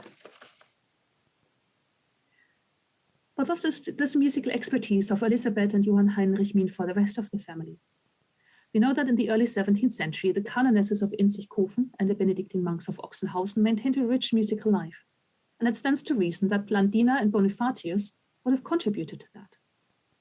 Not more intriguing are the links to the Benedictine nunnery Kübach in Bayern, which Maria Salome had entered in 1608, and to the canons of Wiesensteig, where Johann Christoph ended up after a spell as a Jesuit, and to Waldsee, where the youngest brother Pilgrim was a canon. In the rather sketchy historical research on these 3 religious houses, I haven't been able to find any mentioning of polyphonic music in the first half of the 17th century. However, with members who came from a music-loving family, after all, their sister Elisabeth had learned to play the bass viol as a girl, there would at least have been the musical know-how in place to introduce more advanced musical practices to Kübach, Waldsee, and Wiesensteig. But without any further evidence, it is just as possible that Blandina, Maria Salome, Johann Christoph, and Pilgrim were not interested in music or considered music making beneath their dignity as noble canons and canonesses. And I include this clause because in my family, I'm the only one who has any interest in music. So I'm always a bit wary of postulating that all families are like the Bachs. Social class also plays a role in my final family network, namely the admission of the daughters of professional musicians to convents and nunneries. There is, for example, the elusive daughter of the famous Orlando di Lasso, who is only mentioned once in a supplication of her father from 1577, when he petitioned the Duke of Bavaria for some extra money. I haven't been able to find her in any of the nunneries I have studied, and we have no way of knowing whether she would have been a musical asset to her convent. Of course, it is sometimes difficult to decide whether a young woman was accepted into a socially exclusive nunnery because of her musical skills, as Colleen Bard has argued for Spanish nunneries, or whether she just happened to be related to a musician. The former, musical asset, definitely applies to Anna Maria Pfister, the daughter of a city musician from Munich, who was admitted as a lay sister to the Benedictine convent Nonnberg in Salzburg in 1627. Nonnberg is the convent famous from the movie The Sound of Music. Since Nonnberg was one of the most exclusive nunneries, this would not have happened except for her prior musical training, since the nuns needed to compensate for the ban of using secular male musicians. The convent chronicle remembers her not only as an outstanding organist and teacher of the other nuns, but also as a composer of masses, psalms, of motets, none of which seem to have survived. A similar need for musical instruction and expertise allowed Maria Clara Enzinger, the daughter of the music director of Wasserburg, to enter the likewise highly exclusive nunnery Frau'n Chiemsee, because she was, as the chronicle says, perfect in music and could teach the noble ladies in music, violins, and other instruments. The last case is less clear-cut. This is Barbara Stadelmeier, the daughter of the court chapel master of Innsbruck, who likewise entered Nonnberg in 1650. Linda Koldau, who has compiled evidence for early modern women musicians in Germany, assumes that Barbara was accepted into the convent because of her musical abilities. However, her brother, who was a Benedictine and a competent musician himself, had successfully petitioned for the family to be ennobled so that his sister could join the socially selective nuns in Salzburg. So she actually might not have gone there on the strength of any musical skills. In conclusion, my brief survey of the different types of networks between and around religious women in early modern Germany has barely scratched the surface. A proper prosopography of the many convents, nunneries, and monasteries, plus their clerical personnel, would be necessary to arrive at a more systematic picture of the many ways in which musical expertise and music moved around the religious landscape of early modern Germany. These movements have to be seen against a larger background of religious reform, which galvanized the majority of nunneries and monasteries around 1600. While strict enclosure and the policing of letters and contacts may at first seem to have limited musical contacts, the proliferation of polyphonic music in nunneries tells us a different story altogether. Thank you for your attention. Thank you very much, Barbara. Again, a really richly documented paper with some fascinating leads to follow up, I think. You may not have had correspondence, but I did notice that you mentioned several times the chronicles of the nuns themselves, which is obviously a rich resource. How come these have survived, and where do they survive? Well, they usually, after the, sorry, I have to start. In 1802, practically all convents and nunneries were dissolved in southern Germany, and which means that in practically all cases, except for Oberschönenfeld, which kept going and just hung on for long enough until they were reinstated. In most cases, they are now in state archives. They're in Stuttgart or Ludwigsburg or Augsburg or Munich. For me, the more interesting question is actually, why do they report about music? And there are two possibilities. One is that it's a chronicle from the early 17th century, and then the introduction of polyphonic music is very recent, and it's a big thing, and they're very excited about it. It's the same for the male monasteries. And then they write about it. Or the chronicler is a musician herself. The 18th century chronicler of St. Catherine's in Augsburg, she was also the music director, and it seems that she really went to the archives herself and collected any snippets about musical information, which is very useful for us because of the rest of the archives is not preserved. Yes, I have a very similar example for a Geronimite monastery outside Barcelona, where the monk who wrote the chronicle was himself a practicing musician and very keen to bring in any snippet about music. We have a few minutes for discussion, but I'm not quite sure technologically how to do this. Do I need to go back to the streaming to reach people in the room? I'm afraid I can't hear you. Or maybe somebody from the room could feed it into the chat or something. That would be a good plan. So much. Hi, Ascensión. Hi. ¿Alguna pregunta? ¿Alguien que quiera comentar algo?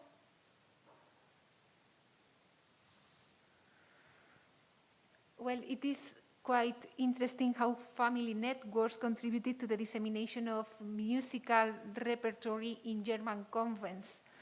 And it seems that in early modern Spain, there was a strong tradition of bequests between aunt and niece. And I was wondering, I would like to ask Barbara, but also Lori, if you have found something similar in German and Italian nunneries.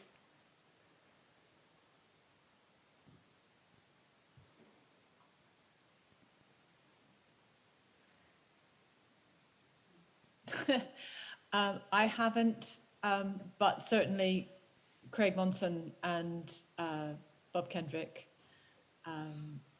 have, and I believe Colleen Reardon has this done as well. I haven't in Ferrara, but you know, it's going to take at least one, if not two people to sort out the convents in Ferrara. In Florence, there is I mean, in Le Murata, it's fairly clear that there are family connections going on there, but it's not necessarily from the specifically designated musicians. The Chibo family are quite powerful, and they have an elderly member there in the convent, and she seems to be attracting great nieces and family members into the convent. But I don't have any records of bequests. Do you, Barbara? No. I mean, first I have the problem of identifying aunts and nieces when they have different surnames. So, I mean, that's always the problem. The chronicle in Oberschönenfeld is actually very meticulous of saying who's related to whom, but most chronicles are not. So usually I just have a list of nuns and then I can make a guess. And the other thing is German convents after 1600 get really strict about personal property to an extent which seems to have been less the case even in the strictest of the Italian nunneries. So even if a nun, a young sister, brings an instrument into the convent, I think the assumption was that when she stopped using it, this would become part of the sort of common pool of instruments. So yes, I mean, at least in theory, they should have been much more strict about giving up personal property. And from about 1610 onwards, you can really see how this becomes part of the culture, that you don't have stuff which you then hand on to your favorite niece. Yeah, certainly Maria Celeste saying to her father, could he take back the Cicerone? I found that quite unusual, because some of in that document that I showed you, there are records of sales of nuns' goods. I mean, back into the 16th century, like their mattresses and their quilts and things are being sold off. And later on, you see that nun has died in that year, so they're just selling off her stuff. Yeah, I mean, in St. Catherine's in Augsburg, they have the fullest documentation. The introduction of polyphonic music happens just before they have to give up personal property. So the introduction of polyphonic music is actually financed by the nuns donating things like rings, for example, and personal property. And a few years later, they get another prioress who is then stricter about personal property, and then that has to stop. So you can really see a shift there. And again, as with all these religious reforms, it could have worked in the favor of music, it could have worked against music, and it really depended not so much on their religious outlook. It depended whether they really wanted to have music or not. Yeah, and I think you're right about the individual prioresses as much, you know, and the bishops who are overseeing the convent, about just how strictly things are enforced, change from year to year, from decade to decade, depending on who's watching what's going through the rota. That's absolutely fascinating. I don't know if there are any more questions in the room, Ascensión. ¿Alguna otra pregunta, comentario? Pilar? Pilar.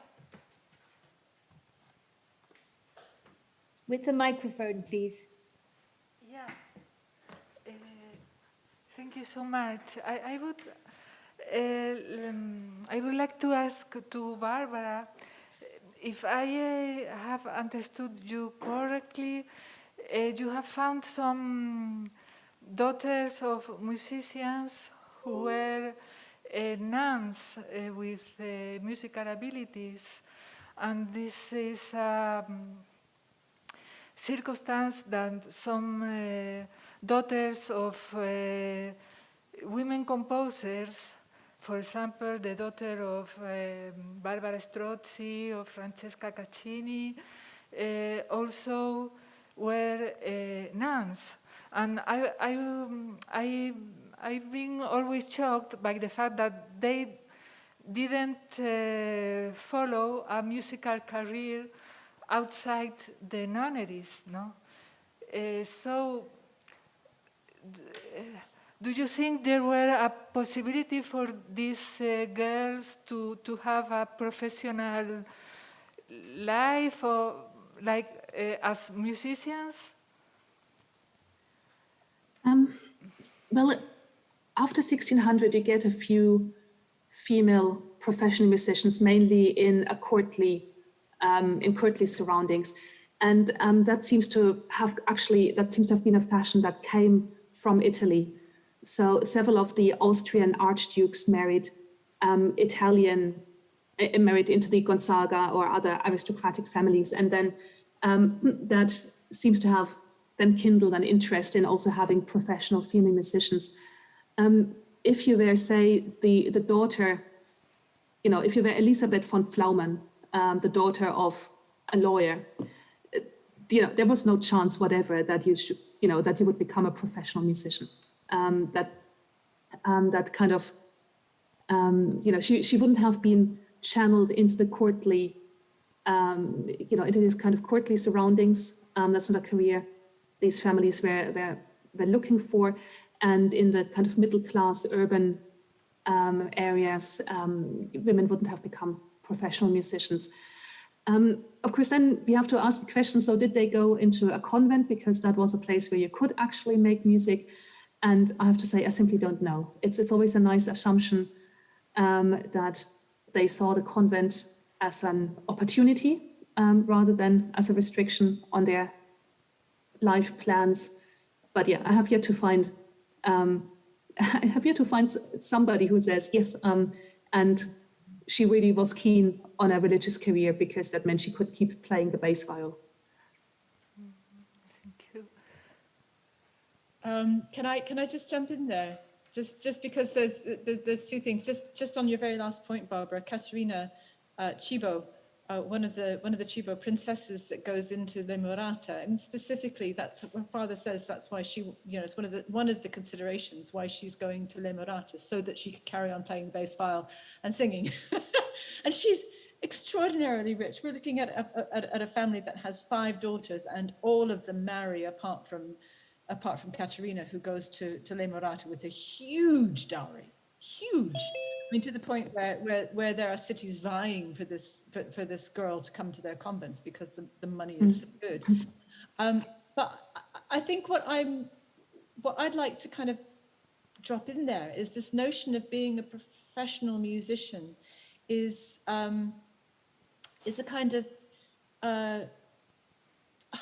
I tend to think of nuns as professional musicians. I think that nuns are, you know, this is what they're there to do. They're there to make music, and they are earning or their musical activity is providing for their daily sustenance and their accommodation, and in a way that is we tend to forget that's what what the exchange of money is there for, and they are earning money for their convents by providing for requiem masses and everything. So I tend to think of nuns as professional musicians in that broadest sense. And the women at the courts, they are not, they may have additional things given to them. Certainly in Ferrara, these women are not paid as musicians. They have positions at court, and they are given accommodation at court, and that means that they are, and they're given, some money, but they're paid as ladies in waiting. They're not paid as musicians. And I think Francesca Caccini is an outlier here. I mean, she's employed as a musician at the court, and that's quite a different thing. But there is, as Barbara says, there's a real social stratum there that she is, she's not attaining that position or that activity through her nobility. She's doing it because of her expertise, but she's not in a convent. She would be certainly have been well received, but I just think that we have to be really aware of what those categories are as 21st century categories, and kind of recast them, reframe them for the 16th and 17th centuries, because perfectly honorable. Oh yeah, and Jacques de Vert, his daughter, we don't know her name, but she is an organist in a convent in Forlì. So there are records of Italian musicians placing their daughters in convents, and that's a really good thing for them to do. No kids. Most contagious diseases they're protected from. They get to living their lives in relative peace. But there you go. Thank you, Laurie and Barbara. This discussion is so fascinating, but we're running out of time. We have one, what is described as a bit of a rogue question on the chat from Caroline Elliott, who wants to know if anyone has encountered the Benedictine composer Benedict Lechler in the convents that they've worked on. Well, looking at his name, I guess that's a question for me. I haven't, but it depends a bit what time you're looking at, Caroline. I mean, today I've been talking really only up to 1630. There's a lot more information about music making in nunneries in Germany in the 18th century, including a lot of surviving musical sources. So if Benedict Lechler was active in the 18th century, there's a good chance that I can dig him up for you, or we could have a chat about why he needs digging up. And yes, I do have, in the 18th century, I do have cases, for example, when music by Cistercian composers, which is otherwise lost because their monasteries' archives were dispersed, then survive in the archives of a nunnery they were associated with. So I'm sure we can do a bit more digging for Benedict. Thank you very much, Barbara. We have run out of time, and everybody needs to have a coffee break, whether virtually or or presentially. So time for coffee. Maybe we should reconvene a little bit after 12, maybe 12:05 or 12:10. I don't know what you think, Ascensión, just to give people time to have a coffee. That's a great idea, yes, thank you. Bueno, muchísimas gracias a todos por permanecer aquí todavía. Ya es la última sesión de la mañana, una horita más para la pausa de la comida. Y es para mí un placer poder presentaros a María Palacio, que es la primera speaker de esta sesión. Es profesora de Historia y Ciencias de la Música de la Universidad de Salamanca desde 2005. Se doctoró en musicología en la Universidad Complutense y es además profesora superior de clarinete y profesora de violonchelo. Ha realizado estancias de investigación en New York University, City University of New York, University of Michigan, y ha participado también en varios proyectos de investigación sobre música española. Entre sus publicaciones destaca la monografía La renovación musical en Madrid durante la dictadura de Primo de Rivera, el grupo de los 8, publicada por la Sociedad Española de Musicología en 2008, una obra con la que obtuvo el Premio Nacional de Musicología de la SEDEN en 2006. Y sus temas de investigación se centran en la música española del siglo XX, la relación entre música y política, identidad y género. Además, participa habitualmente en cursos, conferencias, congresos nacionales e internacionales de musicología histórica, sobre todo. Y su contribución de hoy se titula Lo público y lo privado en la gestión de conciertos en el Madrid de los felices años 20. Mujeres aristócratas, asociacionismo femenino y música. Pues María, cuando quieras. Muchas gracias. Gracias a la Universidad de Granada y gracias especialmente a Ascensión Mazuela por invitarme a participar en este encuentro. Siento no poder estar allí con vosotros, pero es un placer igualmente participar de esta forma online. En esta intervención, más que sobre redes de mujeres propiamente dichas, abordaré la sociabilidad femenina a partir de la gestión y asistencia a conciertos musicales. Esta sociabilidad, sin duda, conforma a su vez redes y espacios de sororidad sobre los que apenas se ha trabajado y que podrían dar lugar a investigaciones futuras de interés. De forma más amplia, como ven en esta diapositiva, trataré la gestión de conciertos por mujeres aristócratas en Madrid mediante el estudio de dos casos concretos y su impacto social en la época. El primer caso es la visita de Stravinsky a Madrid en 1924, organizado por la Junta de Damas Protectoras de la Escuela de Nuestra Señora del Carmen de la Princesa Pío de Saboya, un tema sobre el que recientemente hablé también en el último congreso del Grupo de Música y Prensa de la Sociedad Española de Musicología. El segundo es los conciertos que en mayo de 1925 ofreció la pianista y compositora Regine Wieniawski, alias Poldowski, en Palacios de Madrid y en el Hotel Ritz.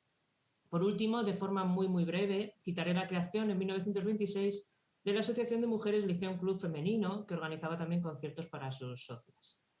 En estos tres eventos, la citada sociabilidad femenina la voy a analizar poniendo el foco en las interrelaciones entre la esfera pública y la privada. Ambas esferas me parecen básicas también para comprender esas redes de mujeres y su relación con la música. Ambos conceptos, además, como sabéis, son tópicos tradicionalmente asociados a los estudios sobre las mujeres y el feminismo y pienso siguen siendo válidos aún hoy. Podemos pensar sobre ellos si os apetece en el debate posterior. En ocasiones, los espacios privados también derivarán en lugares para el desarrollo de una sororidad que permiten ciertos aspectos de identificación y lucha feminista en la esfera pública de las mujeres de la época. Evidentemente, no asumo esas dos esferas como espacios separados, sino como representaciones simbólicas para leer la sociedad desde una dicotomía básica que se encuentra interconectada e interrelacionada. Tal como señalaba Mónica Bruguera, la esfera pública y la esfera privada no deberían considerarse como categorías claramente definidas y fijas, coincidentes con una realidad física concreta, sino superpuestas, ambivalentes, permeables y en permanente redefinición. Comenzamos así con el primer caso, que es la visita en 1924 de Stravinsky a Madrid. En esta visita, Stravinsky interpretó la suite de su ballet Pulcinella por primera vez en España. Aparece además en esta tercera ocasión subido en el escenario del Teatro Real para dirigir su propia música, lo que sitúa el evento en la categoría de algo único e irrepetible que podría disfrutar el selecto público del Teatro Real. El hecho de que el concierto fuera en el Real abre ya esa puerta a la sociabilidad de clases acomodadas, que es el centro de esta representación. El Teatro Real de Madrid tenía en 1924 un aforo de algo más de 2.100 butacas, siendo así uno de los espacios de concierto más grandes de la ciudad.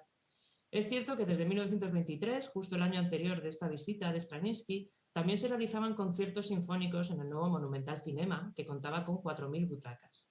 Sin embargo, en el Monumental se realizaban conciertos de carácter popular, a cargo fundamentalmente de la Orquesta Sinfónica de Madrid, además de representaciones cinematográficas.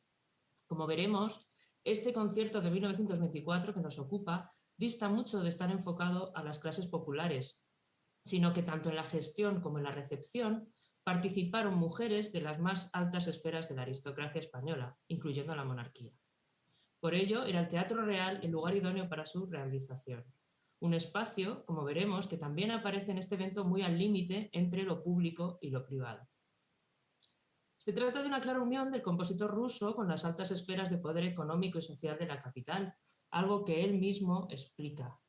En esta tercera visita de 1924, el propio Stravinsky decía en una entrevista que ya desde su primera visita tuvo el honor de ser recibido por sus majestades los reyes y entrar en contacto con la aristocracia de la sangre y del arte. Veremos, además, que de esa aristocracia las mujeres tendrán un papel fundamentalmente en la gestión de conciertos. Esta presentación de Pulcinella en Madrid se realizó el 25 de marzo de 1924 en un concierto con carácter benéfico organizado por la Junta de Damas Protectoras de la Escuela de Nuestra Señora del Carmen de la Princesa Pío de Saboya. El citado centro escolar estaba planificado para el barrio de La Paloma y quería dar educación a 150 niños pobres. En prensa aparecen como las principales promotoras de esta junta de damas la marquesa de Salamanca, la señora viuda de Núñez de Prado y la señora de Castellanos. Vemos que lo habitual es nombrar a estas mujeres o bien con su título nobiliario o bien con referencias a su esposo, señora o viuda, siendo así el estatus social el referente mediático básico y el marco de legitimación principal. En ningún momento aparecerán sus nombres propios en estas apariciones en la esfera pública, que implica la prensa, sino sus títulos o referencias sociales respecto al marido o viudo. La marquesa de Salamanca en ese momento era María Julia Martínez de Oz Acevedo, casada en 1912 con Luis de Salamanca Hurtado de Zaldívar, convirtiéndose así en marquesa.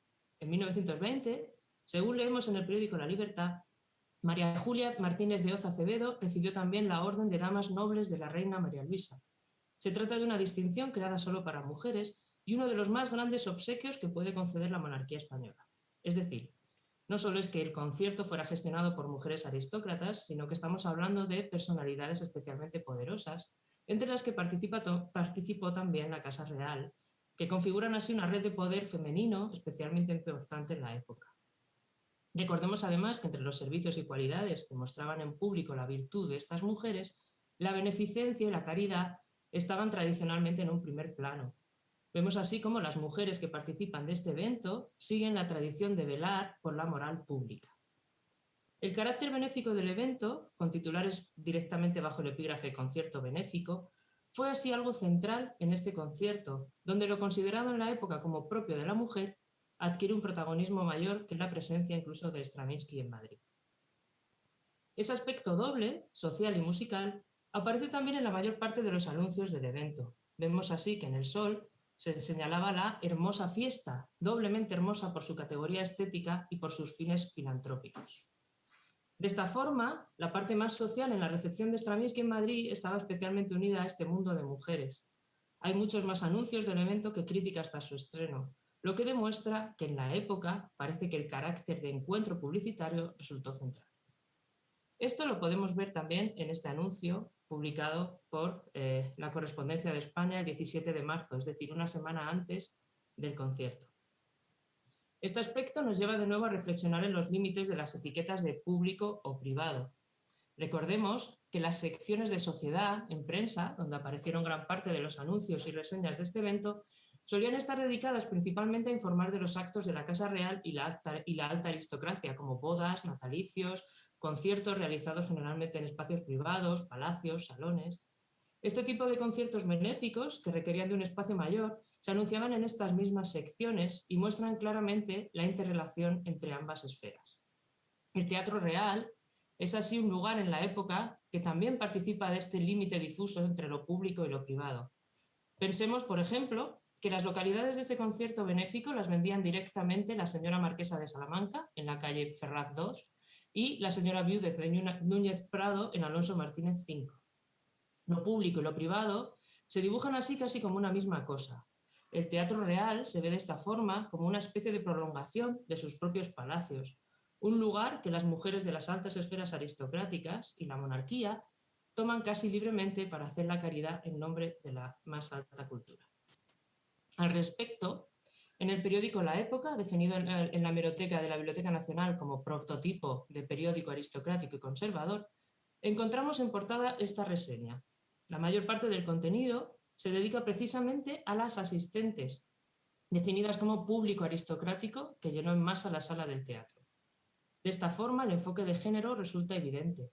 Marquesas, duquesas, vizcondesas, princesas, baronesas, hijas de, señoras, señoritas y viudas fueron el grueso del público que se marcó como relevante en las reseñas publicadas en prensa. Esta visión más tradicional de las mujeres que aparece en prensa, entendido la prensa como ese espacio simbólico del espacio público, desprovistas de nombres propios, resultan así de enorme interés en una década como las de los 20, donde el debate en torno a los géneros, sus límites y las posibilidades de la masculinidad y feminidad entran con enorme fuerza en el discurso político-social. Como ejemplo, recordemos que solo 7 años después de este concierto se aprobó en las Cortes Españolas la ley que autorizaba por primera vez en la historia el derecho a las mujeres a votar en unas elecciones. Sin embargo, también tenemos que señalar que este aspecto de género y beneficencia pasa a un segundo plano en algunas de las reseñas publicadas en la sección de crítica musical de los distintos periódicos. Allí, cuando se habla del público, se normaliza y pierde todos los aspectos de género y clase que estamos señalando. En esta misma línea, centrada en los debates y límites entre la esfera pública y la privada, podemos aproximarnos a este segundo caso que quería comentar, que era la visita de Madrid de la compositora e intérprete Regine Bienlansky. Si antes hemos visto a Stravinsky, que es un compositor conocido y canónico, ahora me gustaría centrarme en una compositora menos conocida que pertenece también a esa red de relaciones de mujeres aristocráticas. En este caso, además de la red de mujeres que encontramos en los conciertos que la autora dio en los distintos palacios de Madrid y que podemos relacionar con el caso anterior, también es interesante ver las transformaciones que tuvo la propia compositora al pasar de la esfera privada al espacio público, en un rol tan poco habitual todavía en la época como es la composición. Recordemos, por ejemplo, que en 1916 Joaquín Turín afirmaba en la revista musical hispanoamericana, y cito, «Niego en absoluto que la mujer tenga condiciones para la composición», por lo que seguía siendo aún un personaje poco común la mujer compositora. Bienlansky fue compositora e intérprete, hija del violinista y compositor polaco Henryk Bienlansky, cuyos conciertos para violín y orquesta siguen siendo canónicos entre los intérpretes hoy en día. Se trata de una compositora que aparece en relación a su padre músico como carta de presentación, aunque falleció cuando Regine tenía poco menos de 1 año. Y como veremos, esa relación con un varón es algo que encontraremos constantemente en la transformación de la autora desde la esfera privada hacia la pública. Bienlansky estuvo casada también con Sir Audrey Dean Paul y de hecho aparece en estos años bajo el nombre de Lady Dean Paul, aunque oficialmente estaba separada de su marido desde 1922. Sí que siguió manteniendo este nombre que la vinculaba directamente con la alta sociedad inglesa, transformándola en una lady. De hecho, en ninguna reseña de la época aparece el nombre original de esta autora, hasta el punto que en muchas ocasiones la encontramos citada de formas diversas. La compositora solía firmar sus obras con el seudónimo de Poldowski, el nombre que adoptó tras la trágica muerte de su primer hijo con tan solo 2 años de edad.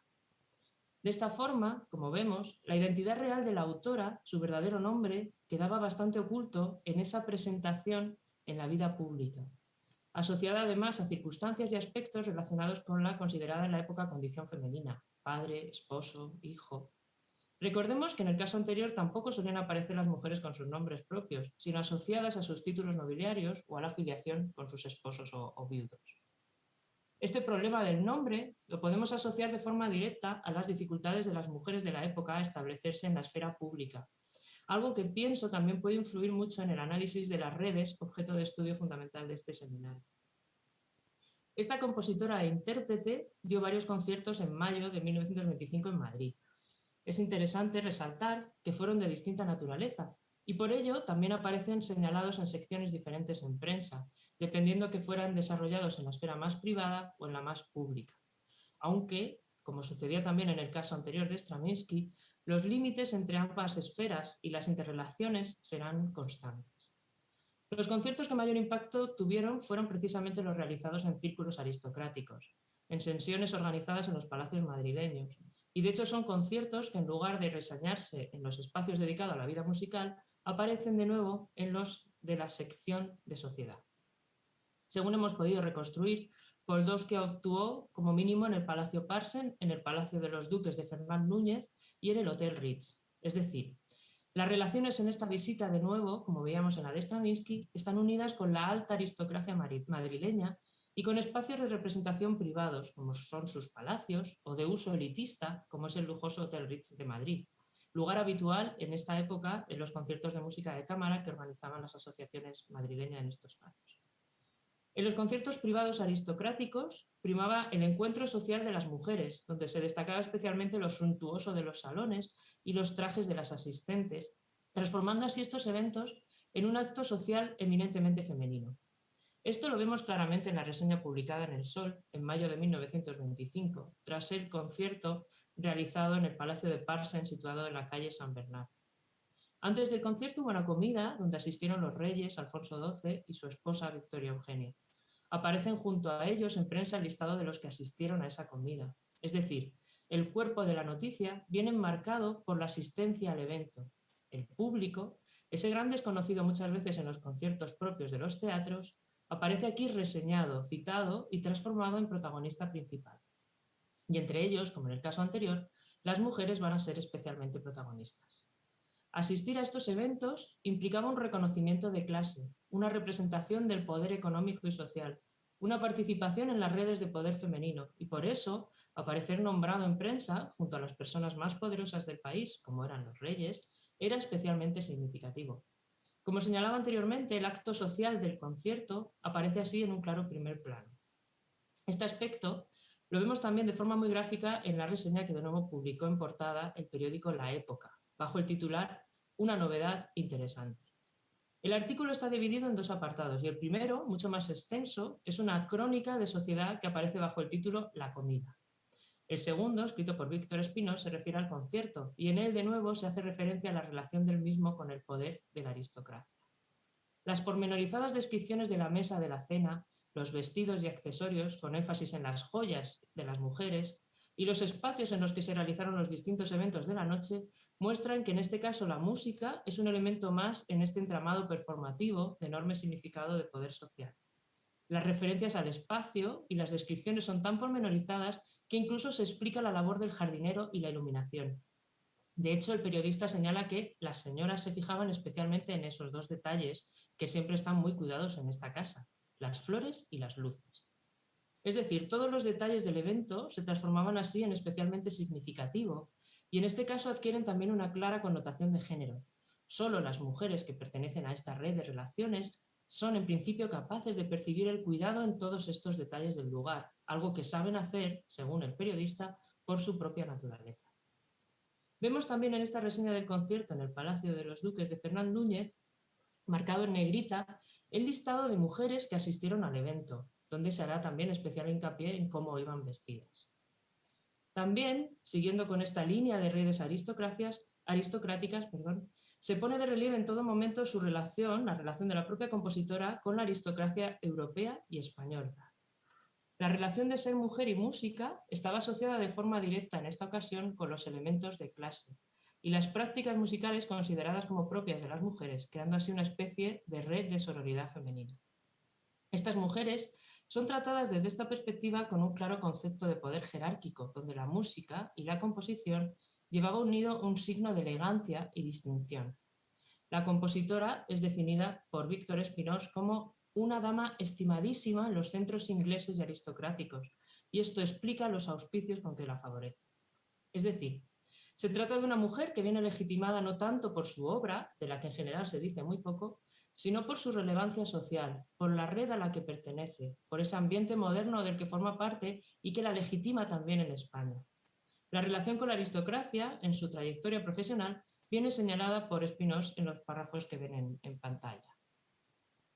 Como vemos, también hay aquí una delgada línea que separa estas prácticas musicales del mundo del diletantismo y el profesional, como ven al final de la cita. De hecho, la propia autora interpretó en estos palacios su obra cantando y acompañándose al piano, siguiendo una práctica que se asocia más a conciertos domésticos que a los conciertos públicos.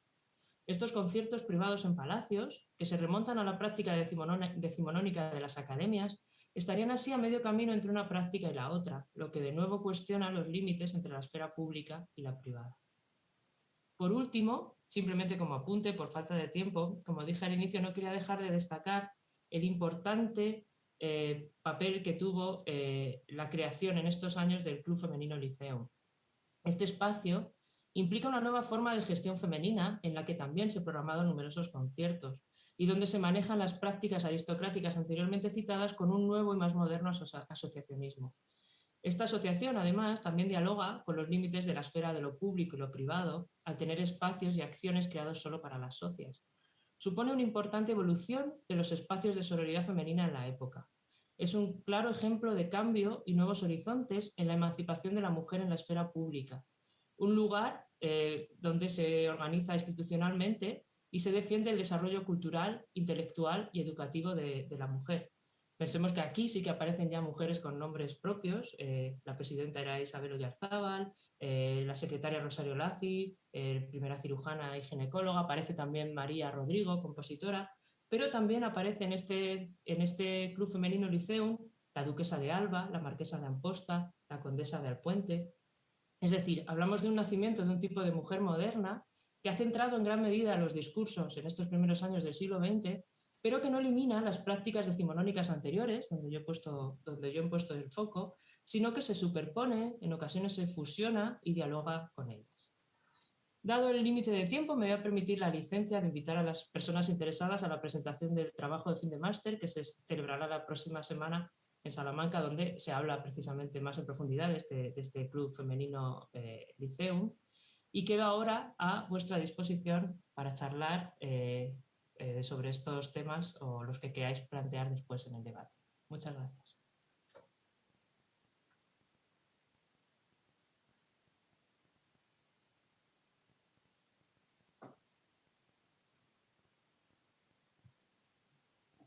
Por este paper tan interesante y también por el análisis que ha hecho tan clarificador sobre esa distinción entre el ámbito público, el ámbito privado, la esfera pública, la esfera privada. Si te parece bien, como hemos comentado, dejamos las preguntas para el final y voy a presentar ahora a nuestro siguiente ponente. Vamos a poner su presentación.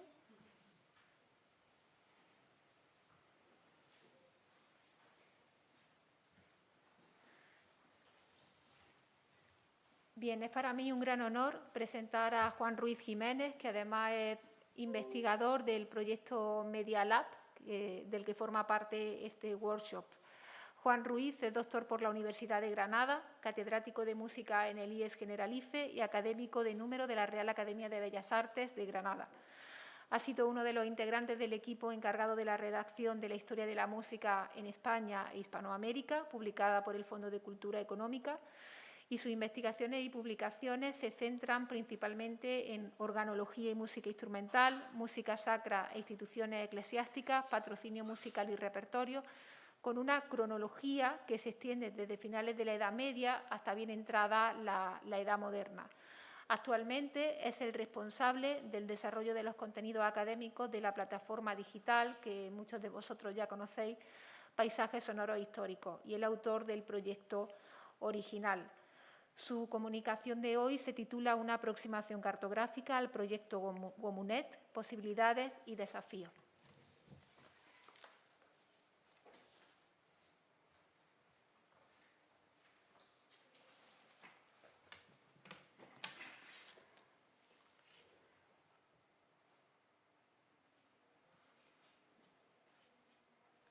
Muchas gracias, Ascensión, por tu presentación.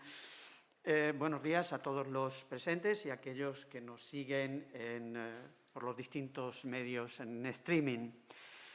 Cuando Ascensión Mazuela-Anguita me planteó sumarme al equipo del proyecto Women and Music Networks en Granada, mi respuesta fue proponerle la posibilidad de comenzar integrando en el mismo todos los contenidos ya incorporados en la plataforma digital Paisajes Sonoros Históricos, en los cuales la mujer se posicionaba como nodo central o periférico para que fueran el punto de partida que permitiera comenzar a tejer con ellos la red que visibilizara su función e integración en el paisaje sonoro de la Granada medieval y moderna. Paisajes Sonoros Históricos es en esencia un proyecto cartográfico, ya que los usuarios acceden a sus contenidos a través de los mapas históricos y de OpenStreetMap donde eventos concretos, esporádicos o periódicos, se geolocalizan en los lugares en los que estos se generan o desarrollan. Desde su creación, la próxima semana, el día 21 de septiembre, cumplimos 6 años online. En paralelo a la incorporación continuada de nuevos eventos, su arquitectura informática no ha cesado de implementarse para incrementar su potencial como laboratorio para la investigación en el área de la musicología urbana. Mi propuesta metodológica se fundamenta en desplazar el foco de análisis a la vertiente cartográfica, sobre la que evidentemente debe sustentarse cualquier estudio que pretendamos realizar sobre el paisaje sonoro urbano de un núcleo de población concreto, contemplado de manera holística, para determinar cuáles son las aportaciones y conclusiones que solo esta aproximación nos permite extraer y cómo pueden complementar las que proporcionan otras vías de investigación más tradicionales. De facto, desde 2019 se ha convertido en una de mis principales líneas de investigación, explorando y descubriendo con ellas las enormes posibilidades a través de distintos proyectos cartográficos, entre los que se encuentran, además del que nos ocupa, Womunet, Confrasound, un proyecto liderado por Tess Knighton en el que se pretende cartografiar la contribución del universo gremial y cofrade al paisaje sonoro en la península ibérica, y los que yo estoy desarrollando personalmente, cartografiando Francisco Guerrero, música y contextos, la cartografía de la incorporación de los grupos de ministriles a las instituciones sacras hispanas y la cartografía de los villancicos para la profesión de monjas. En el último año, en estrecha colaboración con el ingeniero informático Ignacio Lizarán-Rus, estamos trabajando en una profunda remodelación de la estructura de paisajes sonoros históricos que estará a disposición de los usuarios en otoño. En ella, además de adicionar la posibilidad de cartografiar eventos musicales en nuevos mapas históricos de Barcelona, Madrid, Valladolid y Valencia, estos proyectos cartográficos citados cobran identidad propia y se individualizan en una pestaña nueva para poder acceder a ellos directamente. Los trabajos de John Seaman y de Laura Vaughan, entre otros, en los que se examinan las principales vías que nos permiten abordar las relaciones entre cartografía y cultura, así como sus principales hitos historiográficos, me han servido de punto de partida para desarrollar mi particular aplicación a nuestro específico ámbito de investigación.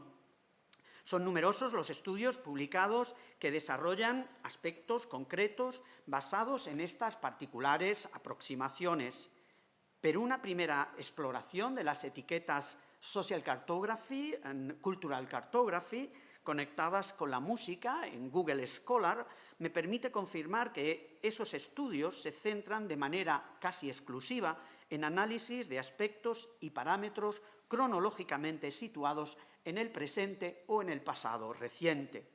Algunos de estos trabajos, como el de Bruno Nedre, Musical Cartography and the Distribution of Music, se remontan a la década de 1960 o incluso antes. Inspiradoras han resultado también las lecturas sobre el giro espacial en el que se reivindica el espacio contemplado transdisciplinarmente sobre la tiranía del tiempo, y cómo el desarrollo de la tecnología GIS, Geographic Information Systems, se está convirtiendo en un potente aliado a su servicio en distintos campos del área de las humanidades, más concretamente en su vertiente digital, donde paisajes sonoros históricos se inserta, vinculándose así a la denominada neogeografía y acuñando para proyectos históricos el acrónimo HGIS, Historical Geographic Information Systems. En mi planteamiento, el concepto de redes se expande más allá de la interrelación personal para incorporar también aquellas que conectan actividades vinculadas a la música, como la educación, el establecimiento de bandas pías, las prácticas musicales o los espacios interpretativos en los que el hilo conductor que teje la trama involucre directa o indirectamente a mujeres que pueden tener un papel diverso, principal o secundario, en los eventos nodales o vértices que se enlazan mediante uniones o aristas para crear un grafo más o menos complejo.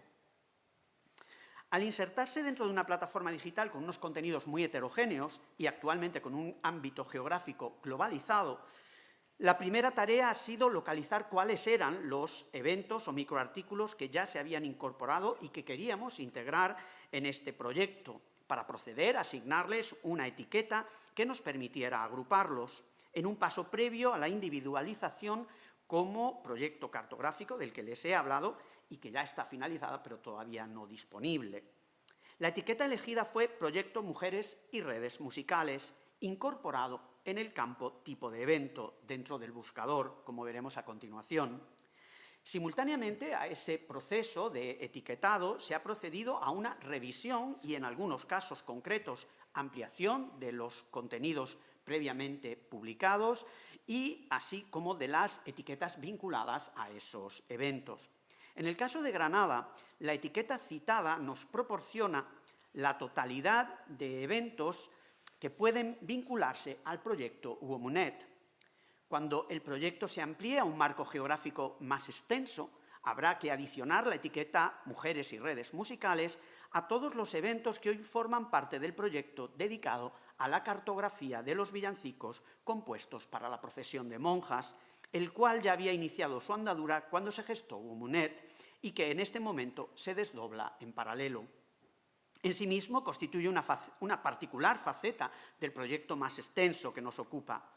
Al integrar un mayor volumen de datos, una primera aproximación analítica comienza a ofrecernos resultados preliminares que permiten vislumbrar una particular distribución geográfica de este subgénero que presenta un amplio desarrollo en determinados núcleos urbanos, mientras que en otros está ausente o es meramente testimonial.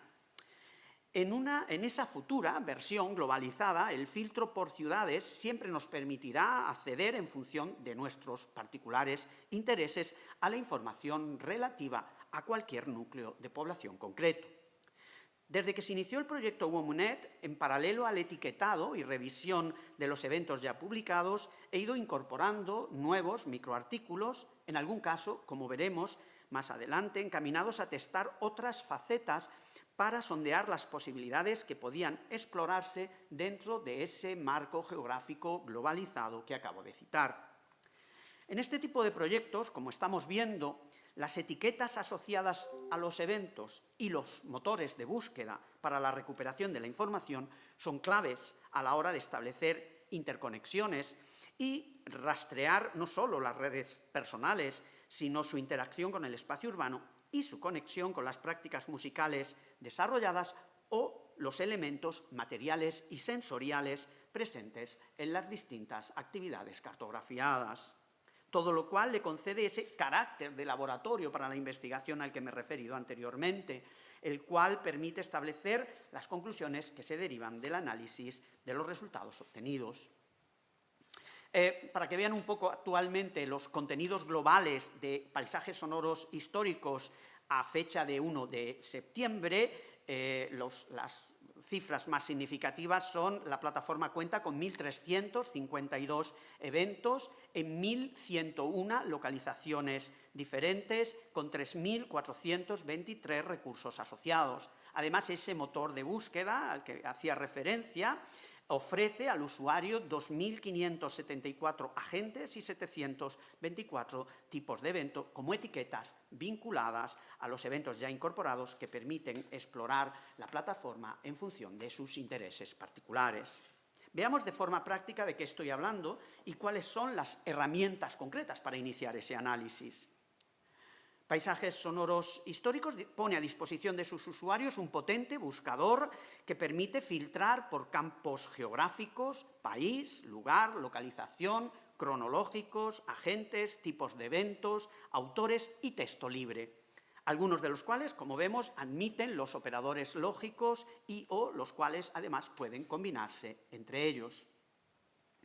Al filtrar solo la etiqueta Proyecto Mujeres y Redes Musicales en la pestaña Ciudades interconectadas, obtenemos 98 localizaciones con eventos relacionados con este proyecto en un marco geográfico global. Si, como he señalado Añadimos aquellas relacionadas con el proyecto cartográfico de villancicos para profesión de monjas. Como podemos ver, el número se eleva a 126. Si por el contrario, como ya he apuntado anteriormente, queremos centrarnos geográficamente en Granada, solo tenemos que añadir el filtro ciudad, lo que proporciona las 46 localizaciones que ya hemos visto, en las cuales hay que tener en cuenta que puede haber cartografiado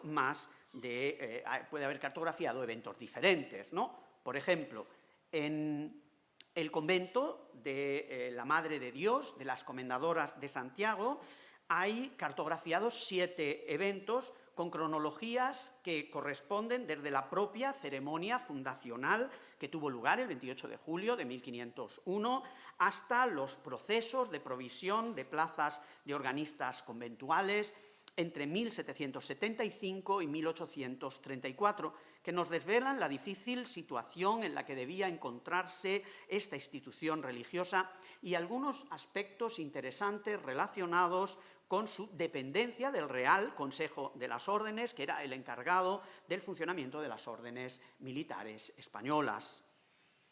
Para acceder a cada uno de los eventos, clicamos, por ejemplo, en este último que acabo de citar y accedemos al contenido concreto, ¿no?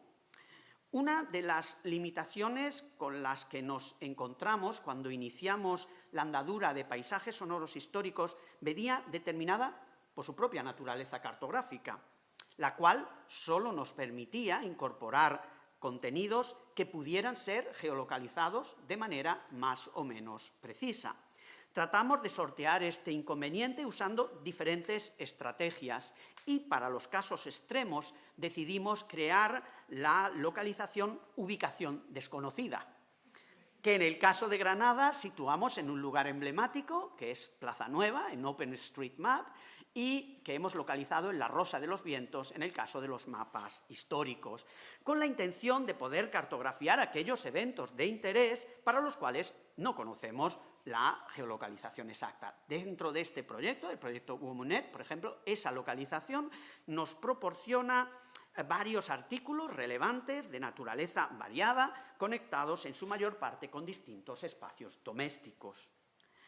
En la remodelación que hemos hecho, como he señalado, se podrá acceder a este proyecto a partir de su propia entrada en la pestaña Proyectos cartográficos, lo que nos proporcionará directamente esta búsqueda selectiva. Además, nos permitirá saber cuántos eventos hay en cada localización geográfica sin necesidad de pinchar en el marcador azul que la señala, ya que el número de los mismos, a esa distancia no sé si se verá bien, pero aparece inscrito dentro del propio marcador. Ya nos está proporcionando, esto ya está terminado, la diapositiva que estamos viendo es una diapositiva de producción, aunque todavía no está disponible. También pueden ver en la parte superior donde ya están las dos nuevas pestañas, la pestaña Ciudades con cartografía histórica y la pestaña Proyectos cartográficos. Ha desaparecido Granada y Sevilla porque se incorporarán en esa pestaña Ciudades con cartografía histórica. Podemos añadir otros filtros, ya sean de agentes o de tipos de eventos, para localizar las redes personales o interconexiones a las que me refería anteriormente. En los últimos meses he comenzado a cartografiar para este proyecto la trayectoria vital y profesional de Manuela de Escamilla, empresaria teatral y una de las actrices, cantante, instrumentista, bailarina más notables de la segunda mitad del siglo XVII. Si incorporamos su nombre al motor de búsqueda, nos localizará los artículos correspondientes y en sus etiquetas del campo agente podemos ver cuál fue su red de contactos interpersonales, como podemos ver en el siguiente ejemplo. A mano derecha, en el listado de agente tienen, por ejemplo, los nombres que podrían vincularse a esta red en este ejemplo en concreto.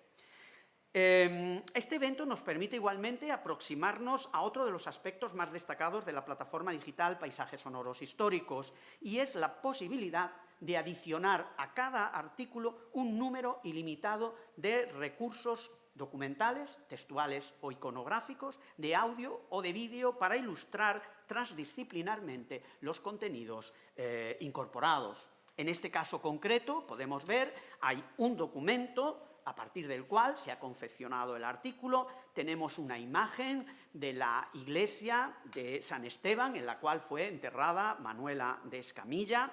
Tenemos, interesantísimo, una reconstrucción virtual y acústica de la Casa de las Comedias, de la Olivera, en Valencia, donde la compañía de Escamilla estuvo representando.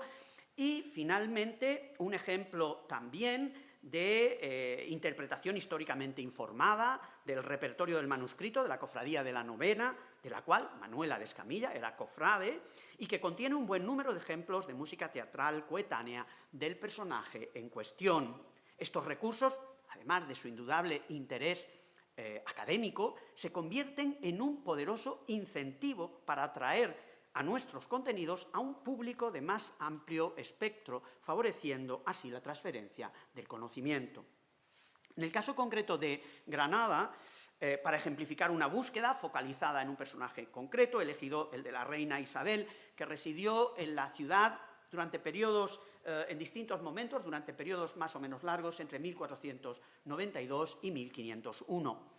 Esta pesquisa nos proporciona 11 artículos en 23 localizaciones distintas, debido a que alguno de ellos, como por ejemplo el traslado de los restos mortales de la reina Isabel al convento de San Francisco de la Alhambra, tiene varias localizaciones asociadas.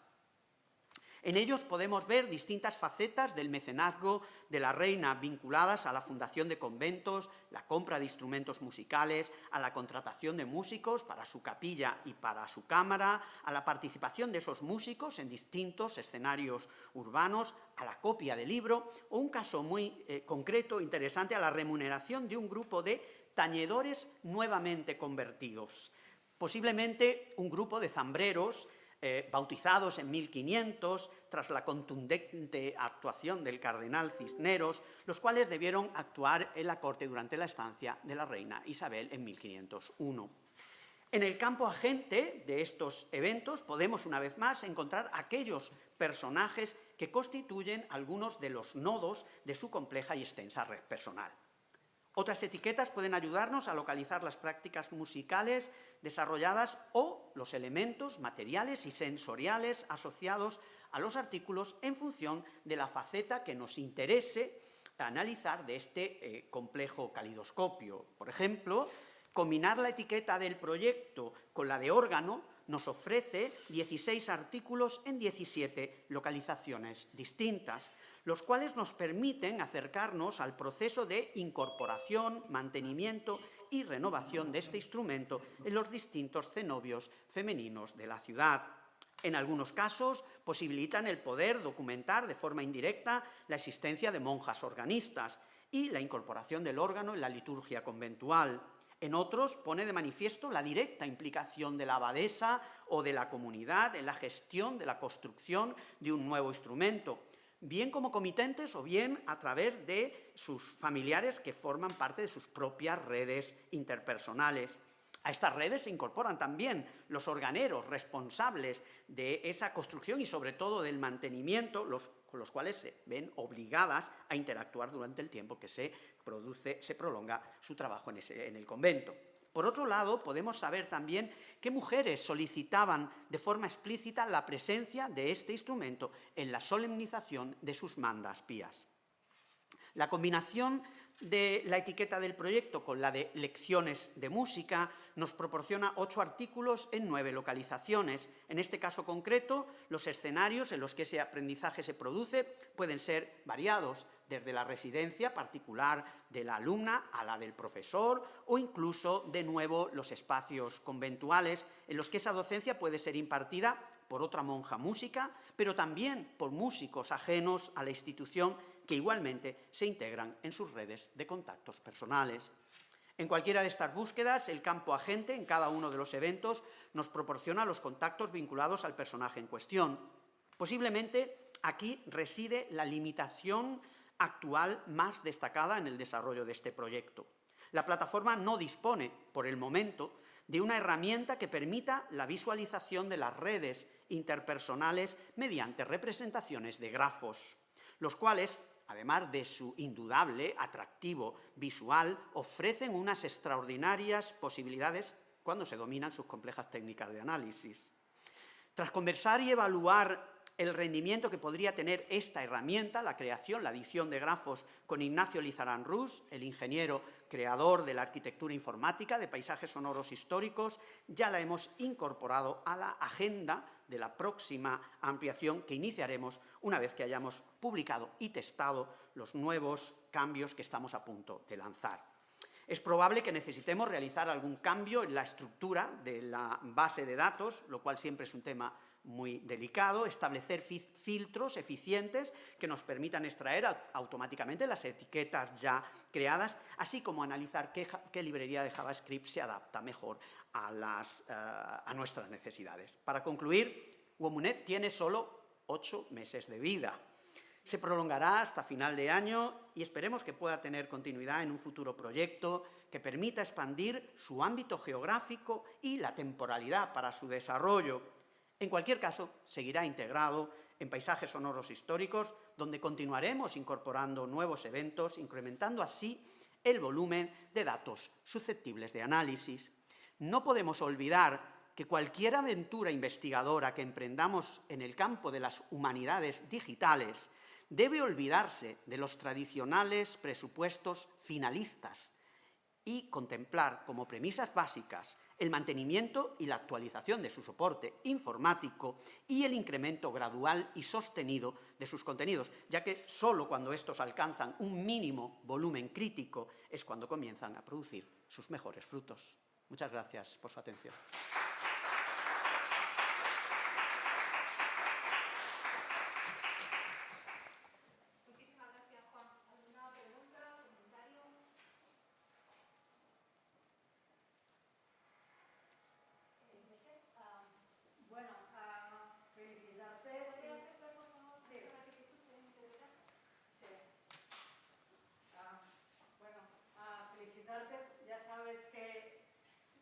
Es una seguidora. Soy fan, follower, compartimos los materiales desde Cultura Femenina Conventual y este proyecto, bueno, me ha dado muchas malas ideas para intentar hacer algo al respecto, muy humilde, pero que me gustaría en un futuro quizá colaborar más estrechamente, ¿no? Estoy llevando a cabo desde la página de Castell Interior un proyecto que va a salir pronto a la luz de catálogo de todos los villancicos y oratorios del Carmelo Descalzo de Cataluña y la Corona de Aragón. Entonces, claro, estos materiales me parece muy interesante la posibilidad de añadir vídeos, etcétera, etcétera. Entonces, desde las fuentes que yo controlo, lo que voy a intentar es a cada villancico ofrecer también una información directa de la protagonista. Quién era, su familia, sus datos vitales, su biografía, su implicación musical. Entonces, todas estas pestañas y estos niveles de información que, claro, a veces no tenemos pues, unos villancicos impresos, pero hubo unos villancicos manuscritos, o bien sabemos que había una monja organista o una monja que copiaba los cantorales, o bien ejemplos de interpretación musical que tenemos gracias a las crónicas conventuales. Por tanto, este es un mundo que realmente es como abrir un melón suculento del que no van a parar de salir cosas. Entonces, bueno, creo que me ha parecido fascinante, todo el congreso es fascinante, pero esto es abrir muchas investigaciones al mundo, ¿no? Entonces me planteaba también la posibilidad de cómo añadir fuentes musicales manuscritas de maestros de capilla. Claro, porque son el antecedente de los impresos, ¿no? Entonces, claro, son muy fragmentarias. A veces incluso el mismo villancico está partido entre una catedral y un archivo local. Esto es complejo también. Lo primero, aprovechar para decir que desde que creamos la pestaña Ciudades Interconectadas, la plataforma se convierte en colaborativa. Quiere decir, hay otros investigadores que están cada uno a su ritmo, añadiendo también sus propios eventos que aparecen evidentemente identificados con sus nombres y con sus... quiere decir, la plataforma está abierta a esas colaboraciones y a poder geolocalizar en ellas, ahora ya en cualquier lugar del mundo. Con respecto a lo que comentas de los villancicos manuscritos, se puede adicionar cualquier tipo de recurso, es decir, se puede adicionar completo, fragmentario, con enlaces. Cuando hay problemas, por ejemplo, por el tema de los archivos o los permisos, bueno, las grandes bibliotecas están ya liberalizando todas, ¿no? Pero simplemente vosotros como usuarios, sobre todo, pues veréis que yo pongo el enlace, de tal forma no hemos tenido ningún problema ni con Biblioteca Nacional, porque siempre está el enlace puesto que te lleva al material que ellos mismos tienen digitalizado. Con lo cual, claro, yo creo que siempre digo que este es uno de los grandes, de las grandes posibilidades, es que no hay límites a la adición de materiales que evidentemente todos sabemos lo que pasa con un libro, o bien no hay publicaciones prácticamente que incorporen un CD con ejemplos o que remitan a repositorios, ¿no? Esto es rarísimo. En libros sobre musicología urbana, ¿no? Donde no hay esos ejemplos sonoros, pero es más, todo el tema iconográfico en las publicaciones escritas hay una limitación enorme por problemas económicos, con reproducciones a veces que tienen una calidad ínfima, que, bueno, pues esto es uno de los grandes potenciales que tiene un recurso de este tipo, además de las posibilidades de interconexión, es decir, el motor de búsqueda que te permite interconectar y buscar y extraer. Por eso a mí me gusta llamarlo que es un laboratorio para la investigación, donde no solo yo, sino cualquiera puede extraer información que con el número de eventos que ahora mismo tenemos, que son más de 1.350, por eso decía al final y terminaba hablando de la masa crítica, ¿no? Es decir, estamos hartos, yo estoy harto de ver proyectos de este tipo con 5 cosas que son finalistas, terminan los 3 años,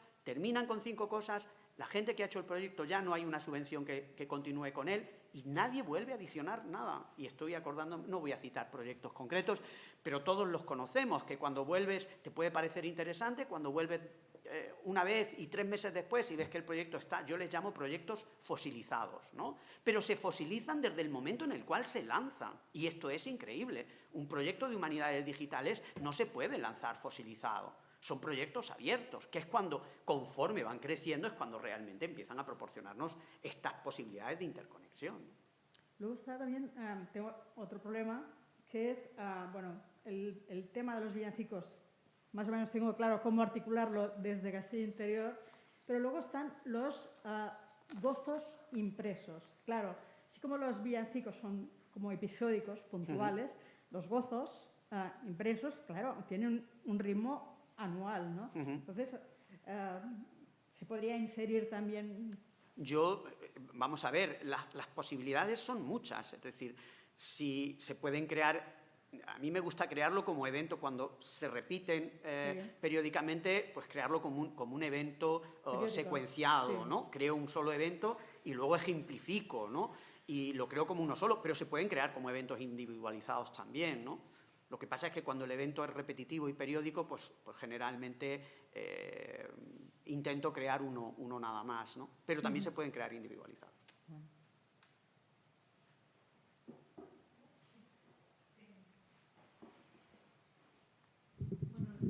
Lo primero de todo quería felicitarte por este proyecto tan magnífico, pedirte disculpas porque he tenido oportunidad en sitios de mencionarlo, pero lo había manejado y no había visto todo este mundo de posibilidades y ahora me da pena en sitios que podía, bueno, que tenían cierta proyección y lo podía haber nombrado. Pero bueno, mi pregunta va en otra línea totalmente distinta y no sé si es más personal, pero quiero decir, dado que nos conocemos desde mucho antes de que naciera alguna de la gente que hay por aquí,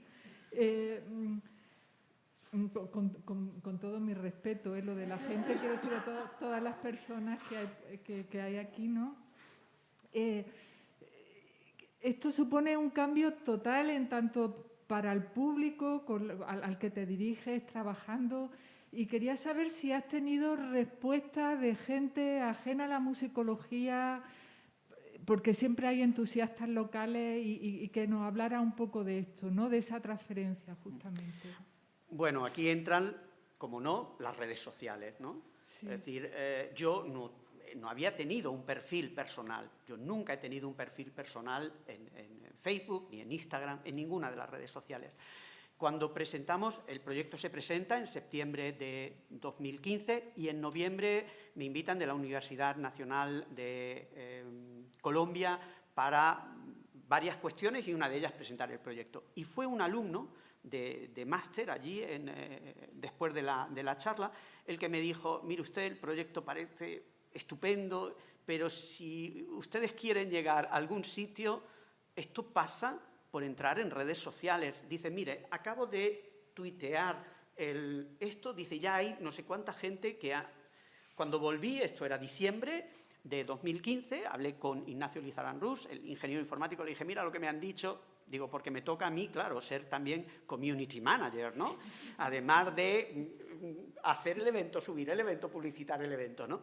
Pero ha sido un antes y un después, es decir, a partir de redes sociales, ahora mismo tenemos 4.800 seguidores y me llegan constantemente de, como bien has dicho, Pilar, desde ámbitos muy distintos, porque hay gente que encuentra, pues a lo mejor una audición y lo único que le interesa es esa audición concreto. Hay gente que le interesa todo el tema relacionado con la historia cultural o la historia del arte, ¿no? Y sobre todo también mucho desde distintos niveles educativos. Yo, por ejemplo, yo soy profesor de instituto, lo he estado utilizando con mis alumnos. ¿A qué nivel? Pues al nivel que podía utilizarlo con ellos. Primero para que conocieran, por ejemplo, la ciudad de Granada, ¿no? Y desplazarse por ella, cosas muy básicas, ¿no? A nivel de alumnos que tenían 13, 14 o con los más mayores, los de 16, hemos hecho rutas para seguir. Pero luego me han llegado también de otros colegas que igualmente están utilizándolo con fines educativos, ¿no?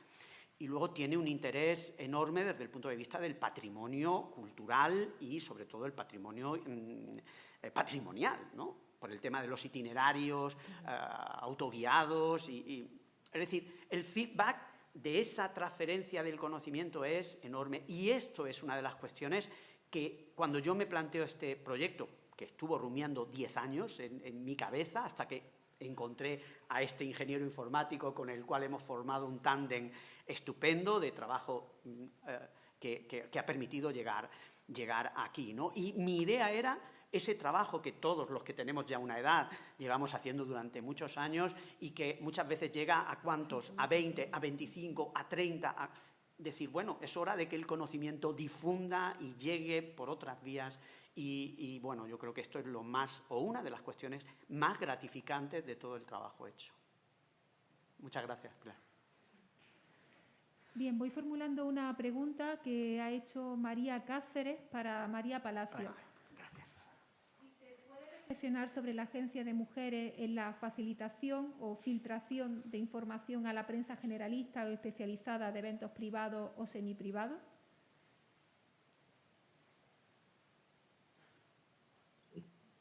Hola, sí. He oído un poco mal la pregunta, pero creo que la he leído en el chat. Que se oye un poco mal desde aquí. Pero, a ver, bueno, en cuanto a esa agencia de las mujeres como aparecen en prensa, no he encontrado ninguna relación directa, pero tampoco es que la información que aparezca sobre ellas sea muy específica. Es decir, son muchas veces mujeres que aparecen simplemente citadas, con comentarios siempre positivos, incluso casi paternalistas, condescendientes, donde siempre estas mujeres son bellas, elegantes, muy bien vestidas. Entonces, desde ahí da la sensación de que no parece que haya una agencia o una incluso necesidad de estas mujeres aristócratas para filtrar ningún tipo de información que las vaya a poner bien, porque no existe la opción de que no se haga así, ¿no? Casi por esa especie de decoro cuando aparecen en ese espacio público. Pero bueno, sí que sería un tema interesante a ver hasta qué punto ellas pueden tener algún tipo de participación en este discurso que aparece en estas fuentes. Muchísimas no sé si gracias. contesto con esto, María, como está por ahí escrito, es un poco raro. Un Sí. placer escucharla de todas formas, aunque sea así en diferido, María Cáceres, que siempre es un lujo compartir con ella cosas. Perfecto. Hay otra pregunta para Juan Ruiz, es de Soterránea Aguirre. Dice, mi enhorabuena, Juan, es un proyecto capital y pionero. Por ello me gustaría que comentara cómo se ha subvencionado. me temo que haya sido una iniciativa de desarrollo personal también en este sentido. Muchas gracias, Sote, por tu pregunta. Sí, esto es un proyecto personal, quiere decir un proyecto personal de financiación propia y personal por amor al arte. Quiere decir, nosotros pagamos desde el servidor hasta todo lo demás que conlleva el gasto de funcionamiento. Resulta, en muchos de los lugares en los cuales hemos estado presentando el proyecto, lo que más les sorprende es esto, ¿no? Es decir, pero vamos a ver, esto y el proyecto, hemos ido hasta ciudades interconectadas, el ingeniero informático Ignacio Lizarán Rus y yo. Es decir, eso era el proyecto.